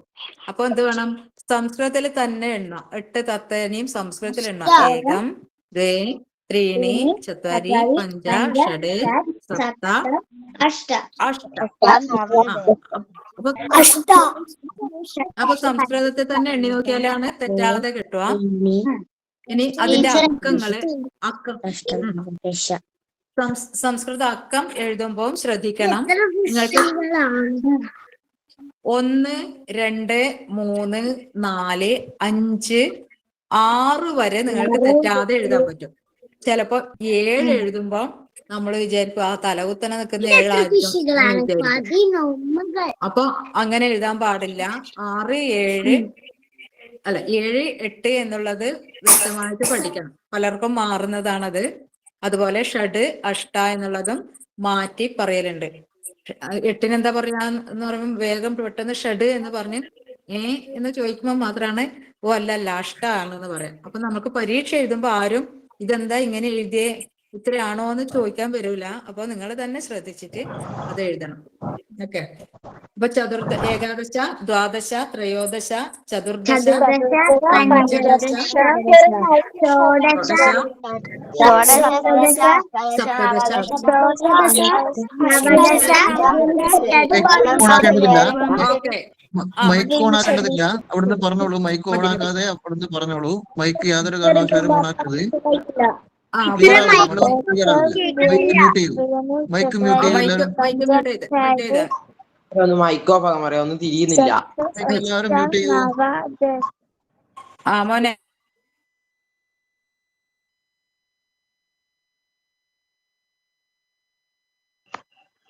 ടീച്ചറെ ഒന്നും കേൾക്കുന്നില്ല. ടീച്ചറെ ഷോഡശാണോ പറയാ അല്ലെങ്കിൽ ഷഡ്ദശയല്ല, ഷോഡശയാണ്. ഷോഡശ.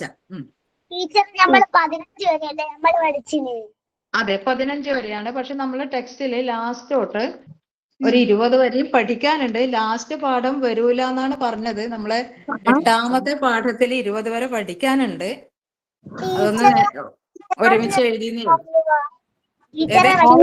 മൈക്കൊന്ന് ഓഫാക്കുമ്പോൾ നമുക്കൊന്നും കേൾക്കുന്നില്ല. ഓക്കെ. അപ്പൊ 16 മുതൽ 20 വരെ നമുക്ക് 8ാമത്തെ പാഠത്തിൽ പഠിക്കാനുണ്ട്. 8ാമത്തെ പാഠം പരീക്ഷയ്ക്ക് വരില്ല എന്നാണ് പറഞ്ഞത്. അതുകൊണ്ട് അത് ഒന്ന് നോക്കിയാൽ മതി. ഒരു പ്രാവശ്യം ഒന്ന് വെറുതെ ഒന്ന് നോക്കിയാൽ മതി കേട്ടാ. ഒന്ന് ശ്രദ്ധിച്ച് കേൾക്ക്. ടീച്ചറെ എക്സാമിൽ അക്ഷരങ്ങൾ എത്രയുണ്ടാവുക? നമുക്കിപ്പം 8ാമത്തെ പാഠം വരില്ല എന്ന് പറഞ്ഞതുകൊണ്ട് 15 വരെ നിങ്ങൾ വൃത്തിയായിട്ട് പഠിക്കുക. 15 വരെ എഴുതാനും അക്കത്തിലും അക്ഷരത്തിലും എഴുതാൻ പഠിക്കണം. അതാണ് ആദ്യം ചെയ്യേണ്ടത്. ഇതിപ്പോ എണ്ണം എന്താണ് അത് നമ്മള് 15 തൊട്ട് 20 വരെ 15 വരെയല്ലേ പഠിക്കണ്ടു? നമുക്ക് ഈ പാഠത്തില് ഇതേതാ പാഠം? 4ാമത്തെ പാഠത്തില് 15 വരെ പഠിക്കാനുള്ളൂ. നമുക്ക് 8ാമത്തെ പാഠത്തിലാണ് 20 വരെ പഠിക്കാനുള്ളത്.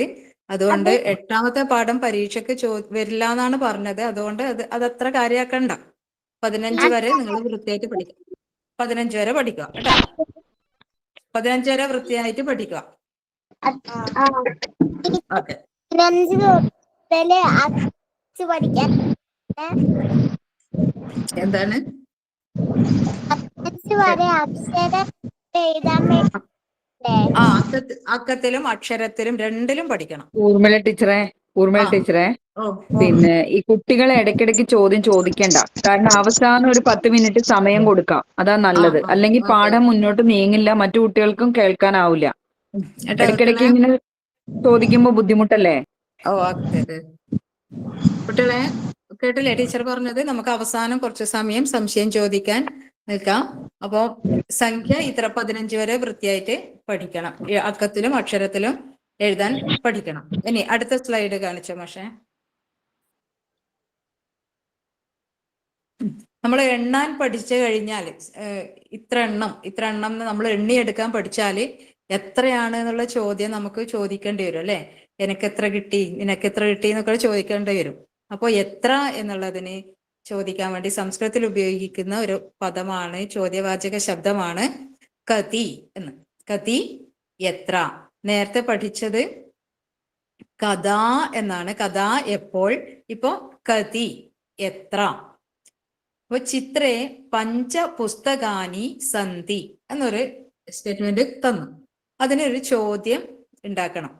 ചിത്രത്തിൽ എത്ര പുസ്തകങ്ങളാണ് ഉള്ളത് എന്ന് ചോദിക്കണമെങ്കിൽ ചിത്രേ കതി പുസ്തകാനി സന്തി എന്നാണ് എഴുതേണ്ടത്. കഥ അല്ല. കഥ എപ്പോൾ പുസ്തകം ഉണ്ട് എന്ന് ചോദിക്കൂലല്ലോ, എത്ര പുസ്തകം ഉണ്ട്. അപ്പൊ അവിടെ പുസ്തകാനി, കതി പുസ്തകാനി സന്തി, എത്ര പുസ്തകങ്ങളാണുള്ളത്. അപ്പൊ ഇത്ര എണ്ണം ആണ് അവിടെ ഉത്തരായിട്ട് വരിക. പഞ്ചപുസ്തകാനി സന്തി. ചിത്രേ ദശ വാതാടാഹ സന്തി, 10 പട്ടങ്ങൾ ഉണ്ട്. അപ്പൊ അതിന്റെ ചോദ്യം ചിത്രേ കതി വാതാടാഹ സന്തി. അപ്പൊ കഥ എപ്പോൾ, കതി എത്ര, രണ്ടും പഠിക്കാം. എണ്ണം ഉത്തരായിട്ട് വരുമ്പോ ഉള്ള ചോദ്യമാണ് കതി എന്ന്, എത്ര എന്ന് ചോദ്യം. ഇത്ര എന്ന് പറയുമ്പം എത്ര, കതി എന്നാണ് ചോദ്യം, എത്ര എണ്ണം. അടുത്തതെടുക്കാം. സമഭാവന എന്നുള്ള പാഠത്തില് ഇതാണ് സമഭാവന എന്നുള്ള പാഠത്തിലുള്ളത്. പിന്നെ ഗ എന്ന അക്ഷരമുണ്ട്. ഗ എന്ന അക്ഷരം. അപ്പൊ നമ്മൾ ആദ്യം മുതൽ പഠിച്ച അക്ഷരങ്ങൾ ക്രമത്തിൽ ഓർമ്മ വേണം. ഡ, സ, പിന്നെ ഏതാണ് ജ, ഗ. അപ്പൊ ഗ എന്ന് പറയുമ്പോ നോക്കേ, ഗാക്ക് ഒരു വര കൂടുതലുണ്ട്.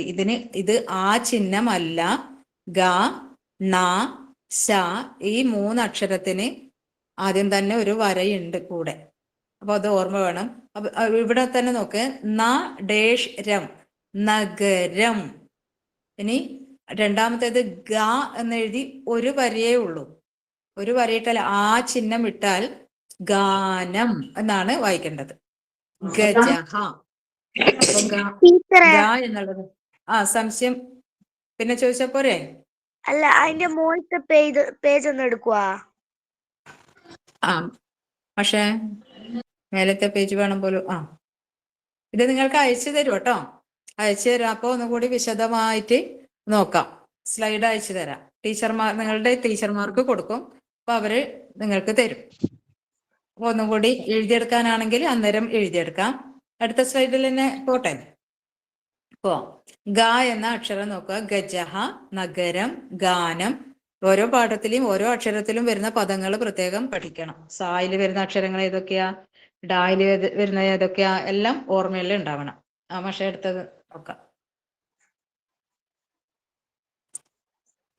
5ാമത്തെ പാഠത്ത് സമഭാവന എന്ന പാഠത്തില് ഏകീഭൂയ ഗച്ഛാമ ഒരു പാട്ട് തന്നെയാണ്. വീണ്ടും നല്ല ഇഷ്ടമുള്ള. അവിടെയും അഗ്രേ അഗ്രേ ഗച്ഛാമ. അഗ്രേ എന്ന് വെച്ചാൽ മുമ്പോട്ട് എന്നാണ് അർത്ഥം. അതെല്ലാം ഓർമ്മ വേണം. അതിൽ പ്രധാനമായിട്ട് പഠിക്കാനുള്ളത് ജീവികളുടെ ക്ഷമിത, അവിടെ ജാവിനം എന്ന് എഴുതിയിട്ടുള്ളത് ജീവികളുടെ പേരുകളാണ്. ജീവികളുടെ പേരുകൾ നമ്മൾ മുഖംമൂടിയിൽ ഉണ്ടാക്കിയിട്ടുണ്ടാവും ക്ലാസ്സിൽ. അപ്പോ ശൃഗാലഹ, ശൃഗാലഹ, ഭല്ലു. ഈ പേര് ഇപ്പം വായിക്കുമ്പം നിങ്ങൾക്ക് ആ ജീവിന്റെ പേര് ഓർമ്മ വരുന്നുണ്ടോ എന്ന് നോക്കുക.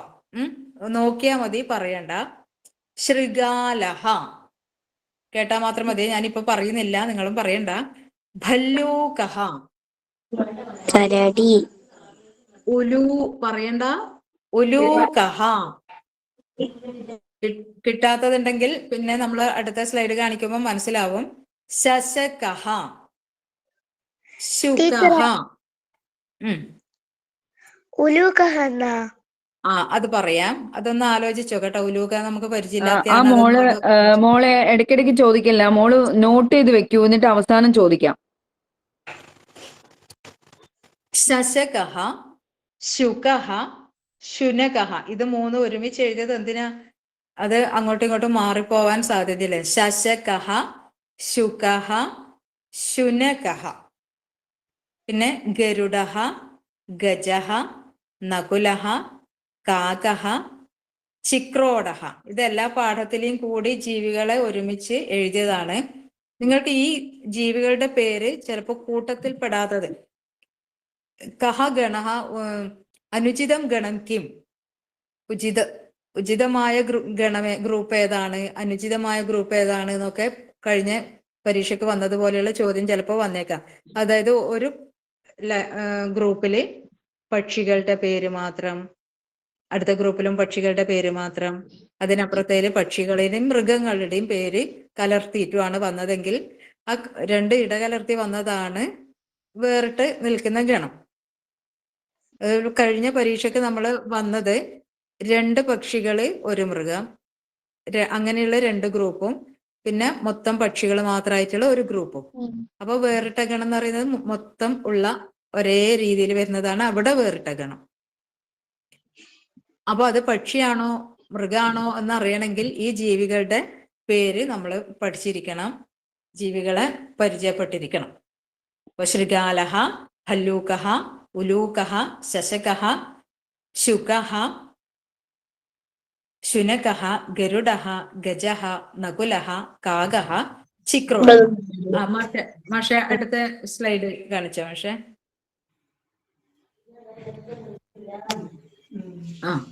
ഇതാ ഇപ്പൊ നിങ്ങൾക്ക് അറിയാത്ത ജീവിന്റെ അവിടെ കൊടുത്തില്ല അല്ലെ? നോക്കാം. ശൃഗാലഹ കുറുക്കനാണ്.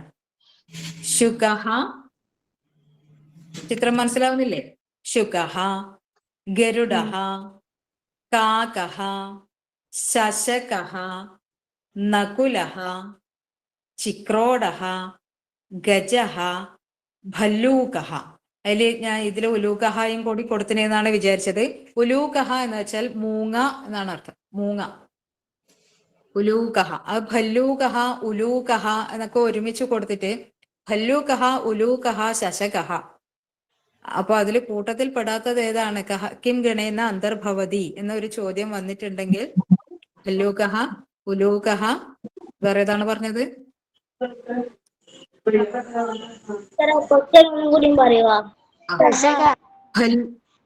ഭല്ലൂകഹ, ഉലൂകഹ, ഭല്ലൂകഹ, ഉലൂകഹ, ശുനകഹ എന്ന് പറഞ്ഞാൽ അതില് രണ്ടെണ്ണം മൃഗമാണ്, 1 പക്ഷിയാണ്.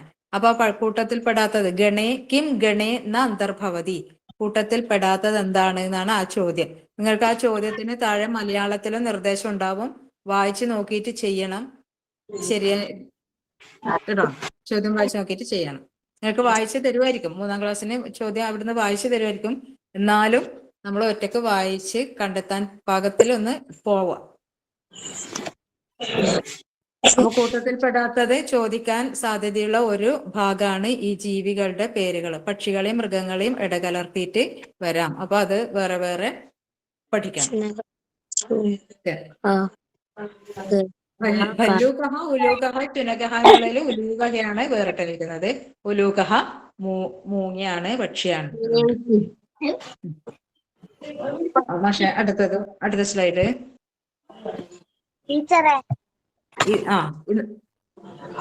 ഇതില് നമുക്ക് ഇനിയും പഠിക്കാനുള്ളത് വീണ്ടും ഏകവചനവും ബഹുവചനവുമാണ്. നമ്മൾ നേരത്തെ ബാലഹ പഠതി, ബാലാഹ പഠന്തി എന്നൊക്കെ പഠിച്ചു. ബാലഹ പഠതി, ബാലാഹ പഠന്തി എന്ന് നമ്മൾ ബഹുവചനം പഠിച്ചില്ല, ഏകവചനവും ബഹുവചനവും. പക്ഷെ സംസ്കൃതത്തില് ഞാൻ ചെയ്യുന്ന കാര്യങ്ങൾ പറയണമെങ്കിൽ, ഞാൻ ചെയ്യുന്ന എന്നുവെച്ചാൽ അവരവർ ചെയ്യുന്ന കാര്യങ്ങൾ പറയണമെങ്കിൽ അത് വേറെ തന്നെ രീതിയിലാണ് പറയാ. അപ്പൊ ഞാൻ ചെയ്യുന്ന പറയുമ്പോ അഹം, ഞാൻ പഠിക്കുന്നു എന്ന് പറയുമ്പോ അഹം പഠതി എന്നല്ല പറയാ, അഹം പഠാമി, അഹം പഠാമി എന്നാണ് പറയാ. ഞാൻ ചെയ്യുന്ന കാര്യം മാത്രമേ അങ്ങനെ വരുള്ളൂ. അഹം എന്ന് വരുമ്പോ എല്ലാം ക്രിയാപദത്തിന്റെ അവസാനം മി എന്നുണ്ടാവും. അഹം പഠാമി, അഹം ലിഖാമി, അഹം ഗായാമി, അഹം ഗച്ഛാമി, അഹം നിർമാമി, അഹം സ്വീകരോമി, ഇതൊക്കെ ഞാൻ ചെയ്യുന്നതാണ്. സംസ്കൃതത്തിലെ ഞാൻ ചെയ്യുന്ന കാര്യങ്ങൾ, അവരവർ ചെയ്യുന്ന കാര്യങ്ങൾ പറയാൻ വേറെ തന്നെ ക്രിയാപദങ്ങളാണ് ഉപയോഗിക്കുക. അപ്പൊ സാധാരണ പഠതി എന്നുള്ളത് പഠിക്കുന്നു എന്നർത്ഥം. പക്ഷെ ഞാൻ പഠിക്കുമ്പോ അതിന് പഠതി എന്നല്ല പറയാ, അഹം പഠാമി, അഹം പഠാമി. മീ എന്ന് കണ്ടെടുക്കെല്ലാം അത് ചെയ്യുന്ന, വെറും പഠാമി എന്ന് കണ്ടാൽ ആരാണ് പഠിക്കുന്നത് എന്ന് സംശയം വന്നാൽ ഒരു സംശയവും വേണ്ട, അത് പഠിക്കുന്നത് ഞാനായിരിക്കും. ലിഖാമി ലിഖാമി എന്ന് കണ്ടാൽ വെച്ചിട്ട് അവസാനം പറയാൻ പറയുവാ. അത് പറഞ്ഞല്ലോ. അപ്പൊ അഹം ലിഖാമി, ഞാൻ എഴുതുന്നു. അഹം ലിഖാമി. എല്ലാത്തിന്റെ അവസാനം മീ എന്ന് കണ്ടോ, അഹം വരുന്നിടക്കെല്ലാം മീ വരും. ഇനി മീ വന്നെടുക്ക ഒന്നും നോക്കാൻ, അഹം എന്ന് പറഞ്ഞിട്ടില്ലെങ്കിലും ചെയ്യുന്നത് ആരായിരിക്കും? അഹം ആയിരിക്കും. അഹം എന്ന് വെച്ചാൽ ഞാൻ. അഹം ഗച്ഛാമി, അഹം വദാമി, അഹം പഠാമി, അഹം ക്രീഡാമി, എല്ലാം മീ ആണ് വരിക. ഇനി ഞാൻ ചെയ്യുന്നത്, കുറെ ആൾക്കാർ ഒരുമിച്ചാണ് ഞാൻ ചെയ്യുന്നത്, നമ്മളാണ് ചെയ്യുന്നത്.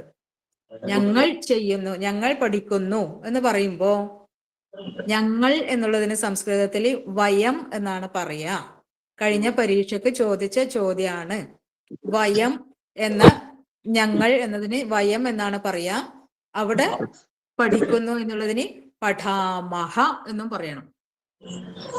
അഹം പഠാമി ഏകവചനം, വയം പഠാമഹ ഞങ്ങൾ പഠിക്കുന്നു, വയം പഠാമഹ. അഹം ഗായാമി, വയം ഗായാമഹ. അഹം ഗച്ഛാമി, വയം ഗച്ഛാമഹ. അഹം നിർമാമി, വയം നിർമാമഹ. അഹം സ്വീകരോമി, വയം സ്വീകുർമഹ. ഈ കുറച്ച് വ്യത്യാസമുള്ള കാര്യം പറഞ്ഞത്, അവിടെയും മഹ എന്ന് തന്നെ വരുന്നത് സ്വീകുർമയിലും. അത് നമ്മളെ പാഠത്തില് വരുന്ന വാക്കായതുകൊണ്ടാണ് ഈ നിർമാമിയും സ്വീകരോമിയും എല്ലാം ഇവിടെ കൊടുത്തിട്ടുള്ളത്. കിം കുർമഹ എന്നൊക്കെ ആ അണ്ണാനി എടുത്തിട്ട് പോകുമ്പോ മീനും ദീപവും കൂടി ചോദിക്കുന്നുണ്ട്, കേൾക്കുന്നില്ല. കിം കുർമഹ എന്ന് മീനും ദീപവും ചോദിക്കുന്നുണ്ട്. അണ്ണാനി എടുത്തിട്ട് പോയിട്ട് എന്ത് ചെയ്യും? കിം കുർമഹ. അപ്പൊ അവിടെയാണ് ഈ മഹ എന്നുള്ളത്.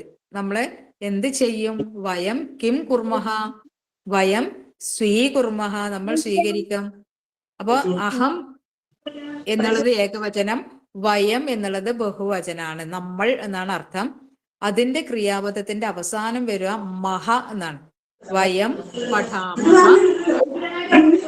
വയം ഗായാമഹ, വയം ഗച്ഛാമഹ, വയം നിർമാമഹ, വയം സ്വീകുർമഹ. ഈ സ്ലൈഡ് കിട്ടിയിട്ടാകുമ്പോ നിങ്ങൾ ഒന്നുകൂടി അത് വീട്ടിൽ നിന്ന് എഴുതിയിട്ട് ടീച്ചറെ ഒന്ന് കാണിക്കണം. ഈ വിട്ട ഭാഗമെല്ലാം എഴുതിയിട്ട് ടീച്ചറെ ഒന്ന് കാണിക്കണം.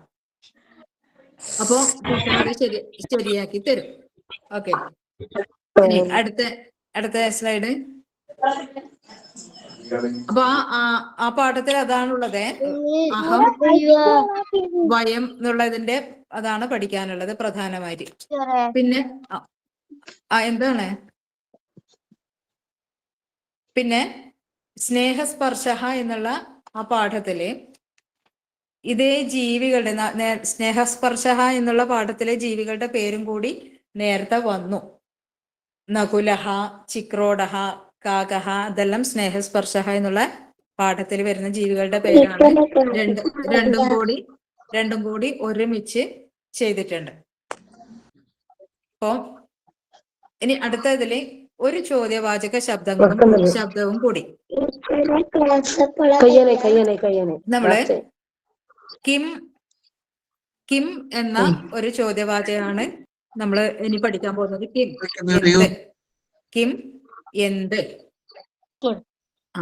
കഥാ എപ്പോൾ, കതി എത്ര, കിം എന്ത്, ഈ മൂന്നെണ്ണം മനസ്സിൽ ഉറപ്പിക്കണം. കിം നമ്മൾ ക്ലാസ്സിൽ സ്കൂളിലെല്ലാം ആദ്യമായിട്ട് പോയ പാട് ആദ്യത്തെ ദിവസം തന്നെ ടീച്ചർ ചിലപ്പോൾ ചോദിച്ചിട്ടുണ്ടാവുമായിരിക്കും, ഭവത്യാഹ നാമക്കിം, ഭവതഹ നാമക്കിം എന്നൊക്കെ ചോദിച്ചിട്ടുണ്ടാവും. അപ്പൊ എന്താണ് പേര് എന്നാണ് കേട്ടത്. അപ്പൊ എന്ത് എന്നാണ് അർത്ഥം. അതൊന്ന് സൂം ചെയ്ത് നോക്കിയാല് ആ കുട്ടികള് ഒന്നാമത്തെ ചിത്രം നോക്കിയാല് 2 കുട്ടികളാ, മീനുവിനെയും ദീപുവിനെയും ടീച്ചർ മേശക്കടുത്തേക്ക് വിളിച്ച് അഭിനന്ദിക്കുന്നുള്ളത്. മറ്റു കുട്ടികളുടെ മുന്നിൽ വെച്ച് അഭിനന്ദിക്കുന്നു. അധ്യാപിക അഭിനന്ദനം കരോതി, അധ്യാപിക അഭിനന്ദിക്കുകയാണ്. അപ്പോൾ അധ്യാപിക എന്ത് ചെയ്യുകയാണ്? അധ്യാപിക കിം കരോതി. അവിടെ കിം എന്നുള്ളതാണ് ചോദ്യവാചക ശബ്ദം, കഥ എന്നല്ല. എപ്പോൾ കരോതി എന്ന് ചോദിച്ചാൽ എപ്പോഴാണ് ചെയ്യുന്നത് എന്ന് ചോദിച്ചാല് അഭിനന്ദനാണ് ചെയ്യുന്നത് എന്ന് ഉത്തരം വരില്ലല്ലോ. എത്രയാണ് ചെയ്യുന്നത് എന്ന് വരൂല. അപ്പോ കിം കരോതി, എന്താണ് ചെയ്യുന്നത്? അഭിനന്ദനം കരോതി. മീനു രോദനം ശൃണോതി, മീനു കരച്ചിൽ കേൾക്കുന്നു. അപ്പൊ മീനു എന്ത് കേൾക്കുന്നു? മീനു കിം ശൃണോതി, അവിടെ കിം ആണ് വരിക. പിന്നെ ഛാത്രാഹ കിം കുർവന്തി, കുട്ടികൾ എന്താണ് ചെയ്യുന്നത്? കുട്ടികൾ എന്ത് ചെയ്യുന്നു? കിം കുർവന്തി. അപ്പൊ അവിടെ എല്ലാം ബഹുവചനത്തിൽ കണ്ടോ ഇന്തി എന്നുള്ളത്? ഛാത്രാഹ എന്ന് വന്നതുകൊണ്ടാണ് അവിടെ ഇന്തി കുർവന്തി എന്ന് വന്നിട്ടുള്ളത്. ഛാത്രാഹ കിം കുർവന്തി, കുട്ടികൾ എന്താണ് ചെയ്യുന്നത്? കുട്ടികൾ കൈയടിക്കുകയാണ്. കരതാടനം കുർവന്തി. ഛാത്രാഹ കിം കുർവന്തി. അപ്പൊ ഈ ഇത്രയും 3 ചോദ്യവാചക ശബ്ദങ്ങളാണ് പ്രധാനപ്പെട്ടത്. കഥ, കതി, കിം. 6 പാഠത്തിൽ വരുന്ന ചോദ്യവാചക ശബ്ദങ്ങൾ അതാണ്. പിന്നെ നമുക്ക് വരുന്ന ആ പാഠത്തിൽ വരുന്നത് ദ എന്ന അക്ഷരം. അടുത്ത സ്ലൈഡ് ആയില്ലേ പക്ഷെ? ഒരു സ്ലൈഡും കൂടി ഇല്ലേ പക്ഷെ? ടീച്ചറെ നെക്സ്റ്റ് കാണുന്നില്ല. ആ അപ്പൊ ഇതെന്താണെന്ന് വെച്ചാല് ഇപ്പൊ സ്ക്രീനിൽ കാണുന്നത് നിങ്ങളുടെ ശബ്ദകോശത്തിലുള്ള ചില പദങ്ങളാണ്. ചിലപ്പോ നമുക്ക് അർത്ഥം എഴുതാൻ വേണ്ടി വന്നേക്കാം. എല്ലാ പാഠത്തിന്റെയും പിറകിലുള്ള ഒരു പേജാണ് ഈ പേജ്. നിങ്ങൾ കണ്ടിട്ടുണ്ടാവും. സംസ്കൃതവും 2 സംസ്കൃതവും 1 മലയാളം, ഇംഗ്ലീഷ്, കന്നഡിയായിട്ട് ഉണ്ട്. അപ്പോ ആ പേജിലെ ആദ്യത്തെ 2 കോളാണ് ഇവിടെ കൊടുത്തിട്ടുള്ളത്.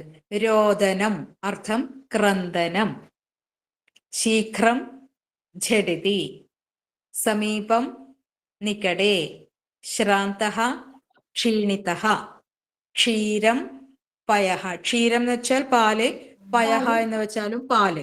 ഒരേ അർത്ഥം വരുന്ന പദങ്ങളാണ്. നേരത്തെ നൗക ഉടുപ്പം എന്ന് പറഞ്ഞതുപോലെ, നൗകക്ക് ഉടുപ്പം എന്ന് പറഞ്ഞതുപോലെ ക്ഷീരത്തിന് പറയുന്ന മറ്റൊരു പേരാണ് പയഃ.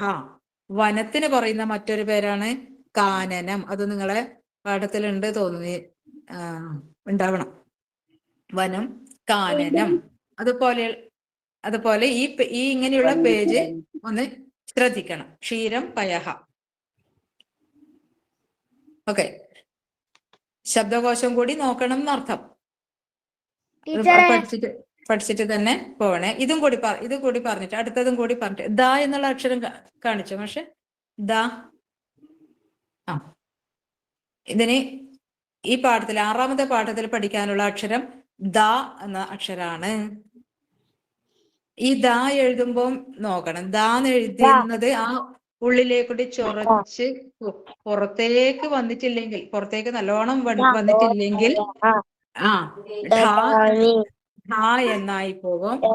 അതുകൊണ്ട് വായിക്കല്ല, അത്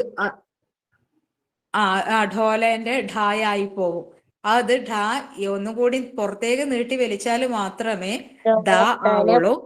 അപ്പൊ എഴുതുമ്പോൾ വ്യക്തമായിട്ട് തന്നെ എഴുതുക. അല്ലെങ്കിൽ ഇത് ഈ കുട്ടി ഢാന്നാണല്ലോ എഴുതിന്, അപ്പൊ അത് തെറ്റിടാം എന്ന് വെച്ചിട്ട് ആ മാർക്ക് അങ്ങ് പോകും. അപ്പൊ എഴുതുമ്പോൾ വൃത്തിയായിട്ട് എഴുതുക. മേലെ വരയിടാൻ മറക്കരുത്. ഏതൊക്കെ വാക്കുകളാണ്? സോദരഹ, ദദാമി, അതിൽ 2 ദാ ഉണ്ട്. ദദാമി. രോദനം, രോദനം ക്രന്ദനം, കരച്ചിൽ, കരച്ചിൽ. ഓക്കെ, അപ്പൊ ദ എന്നുള്ള അക്ഷരം. അപ്പൊ ഇത്രയാണ് നിങ്ങൾക്ക് പാഠഭാഗമായിട്ട് ബന്ധപ്പെട്ട് പറയാനുള്ളത്. പിന്നെ 7ഉം 8ഉം പാഠം വെറുതെ ഒന്ന് മറിച്ച് നോക്കിയിട്ട് അങ്ങ് പോടും. വെറുതെ ഒന്ന് നോക്കിയാൽ മതി. അതിന്റെ ഒന്ന് വരുന്ന ജനറൽ ആയിട്ട് വരുന്ന കുറച്ച് ചോദ്യങ്ങൾ ഇവിടെ കൊടുത്തിട്ടുണ്ട്. ജനറൽ ആയിട്ട് വരുന്ന ചോദ്യങ്ങളാണ്. ഒന്ന് നോക്കാം, ശ്രദ്ധിച്ച് നോക്കണം. അപ്പൊ ഭാരതത്തിനും കേരളത്തിനും പ്രത്യേകം പക്ഷികളും മൃഗങ്ങളും പൂക്കളും എല്ലാം ഉണ്ടല്ലേ? അപ്പൊ അതാണ് ഇവിടെ കൊടുത്തിരിക്കുന്നത്. ഭാരതസ്യ ഔദ്യോഗിക പക്ഷി മയൂരഃ. അത് ജനറലായിട്ട് ചോദിക്കാൻ സാധ്യതയുള്ളതാണ്.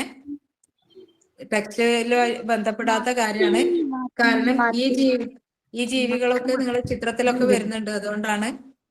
മയൂരഹ, കേരളത്തിന്റെ ഔദ്യോഗിക പക്ഷി ചാതകഃ.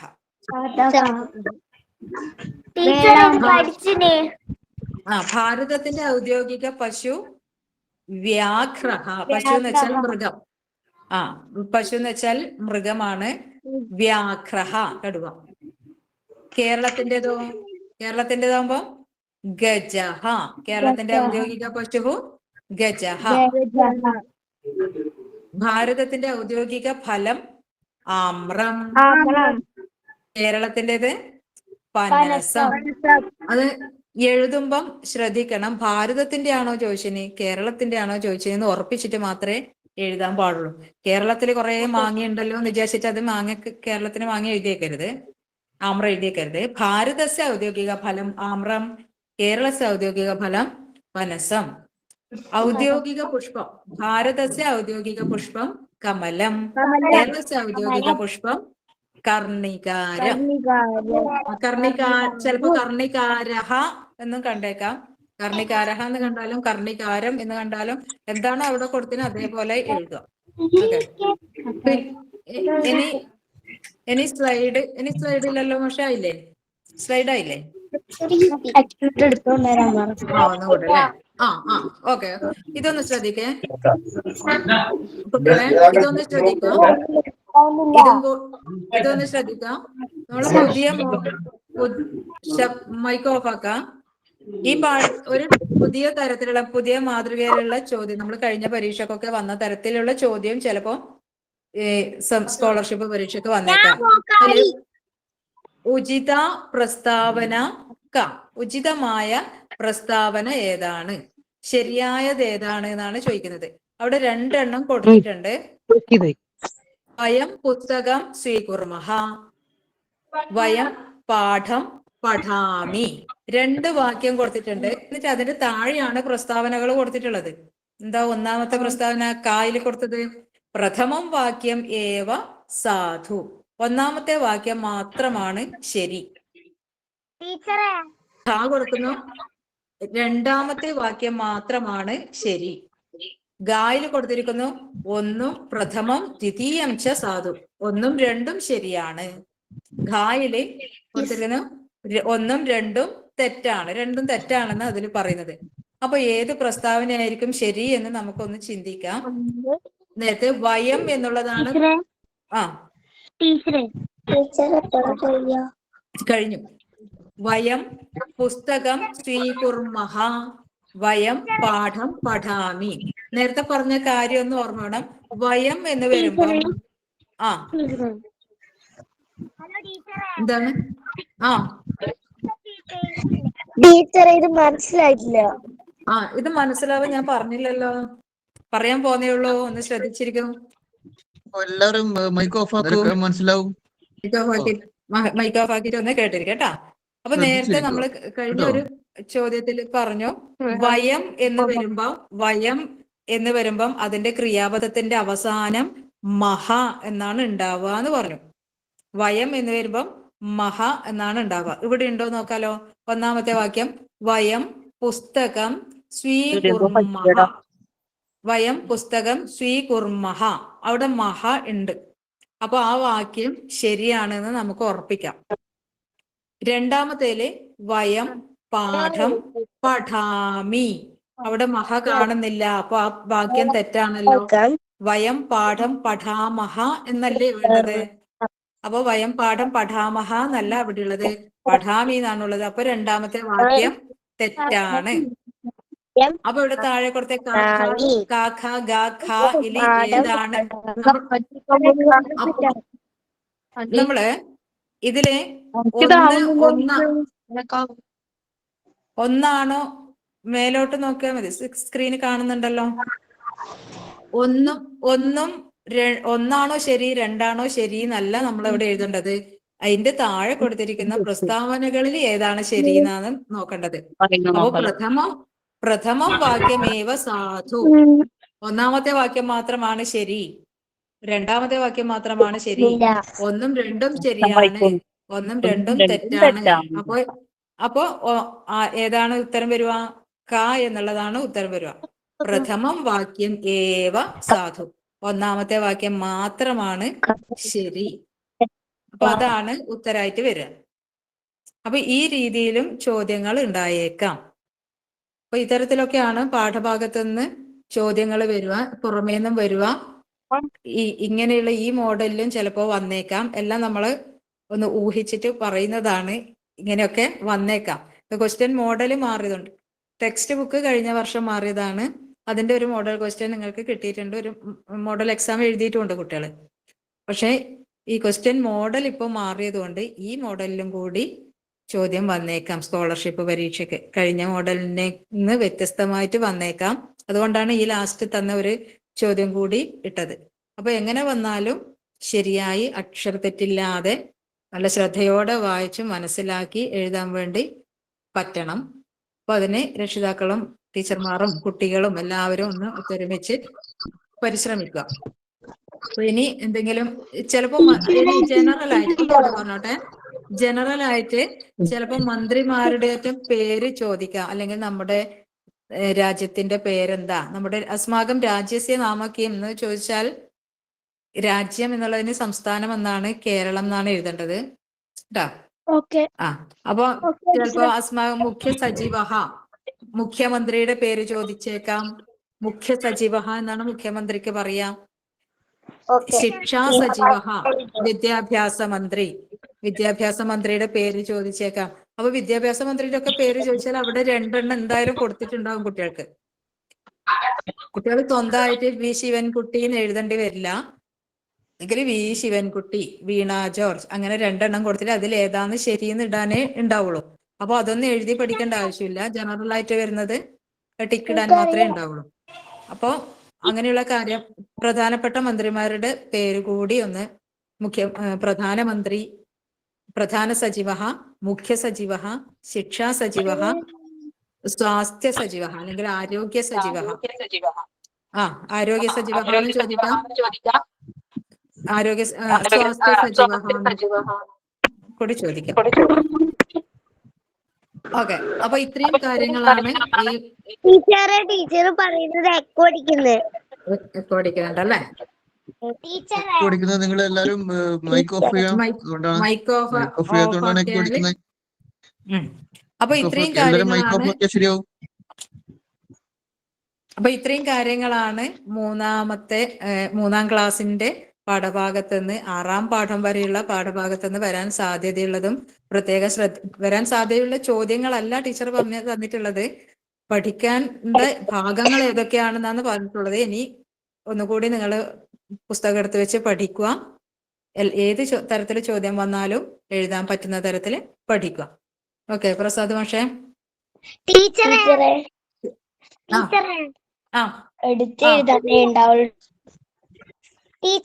എന്താ? പറഞ്ഞോ. ക്ലാസ് ആയില്ലേ?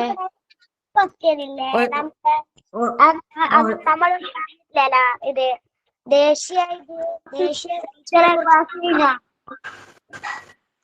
ദേശീയ കൂടി ഒരുമിച്ച് ചോദിച്ചാല്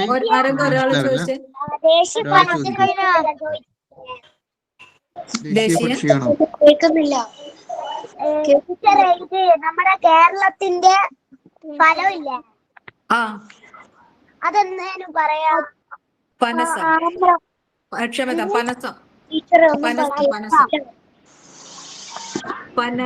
അതുപോലെ ക്ലാസ് കഴിഞ്ഞോ? പറയേണ്ടത് പറഞ്ഞു കഴിഞ്ഞാൽ ഇനി നിങ്ങൾക്ക് സംശയം എന്തെങ്കിലും ഉണ്ടെങ്കിൽ ചോദിക്കും. ടീച്ചറെ,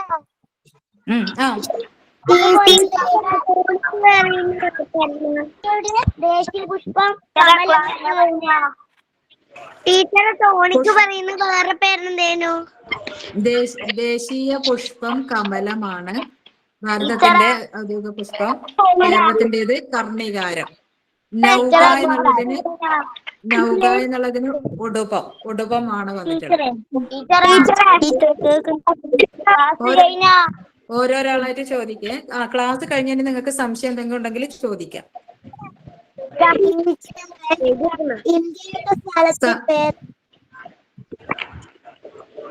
കേൾക്കുന്നില്ല കുട്ടി?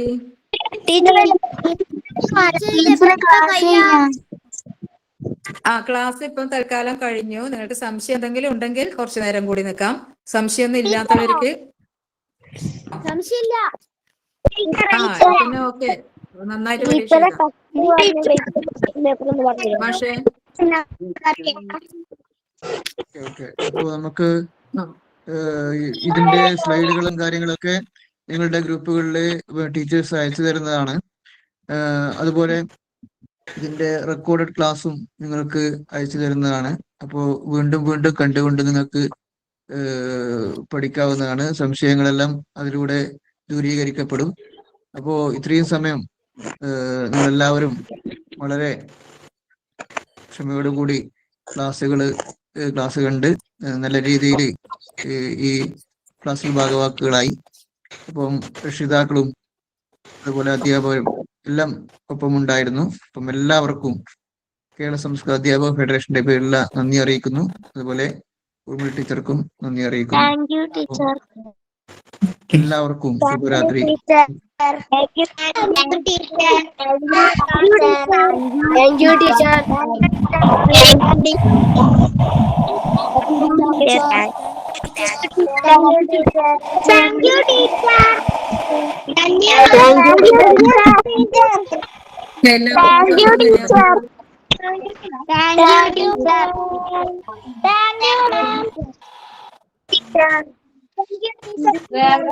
Thank you, teacher. Thank you, master.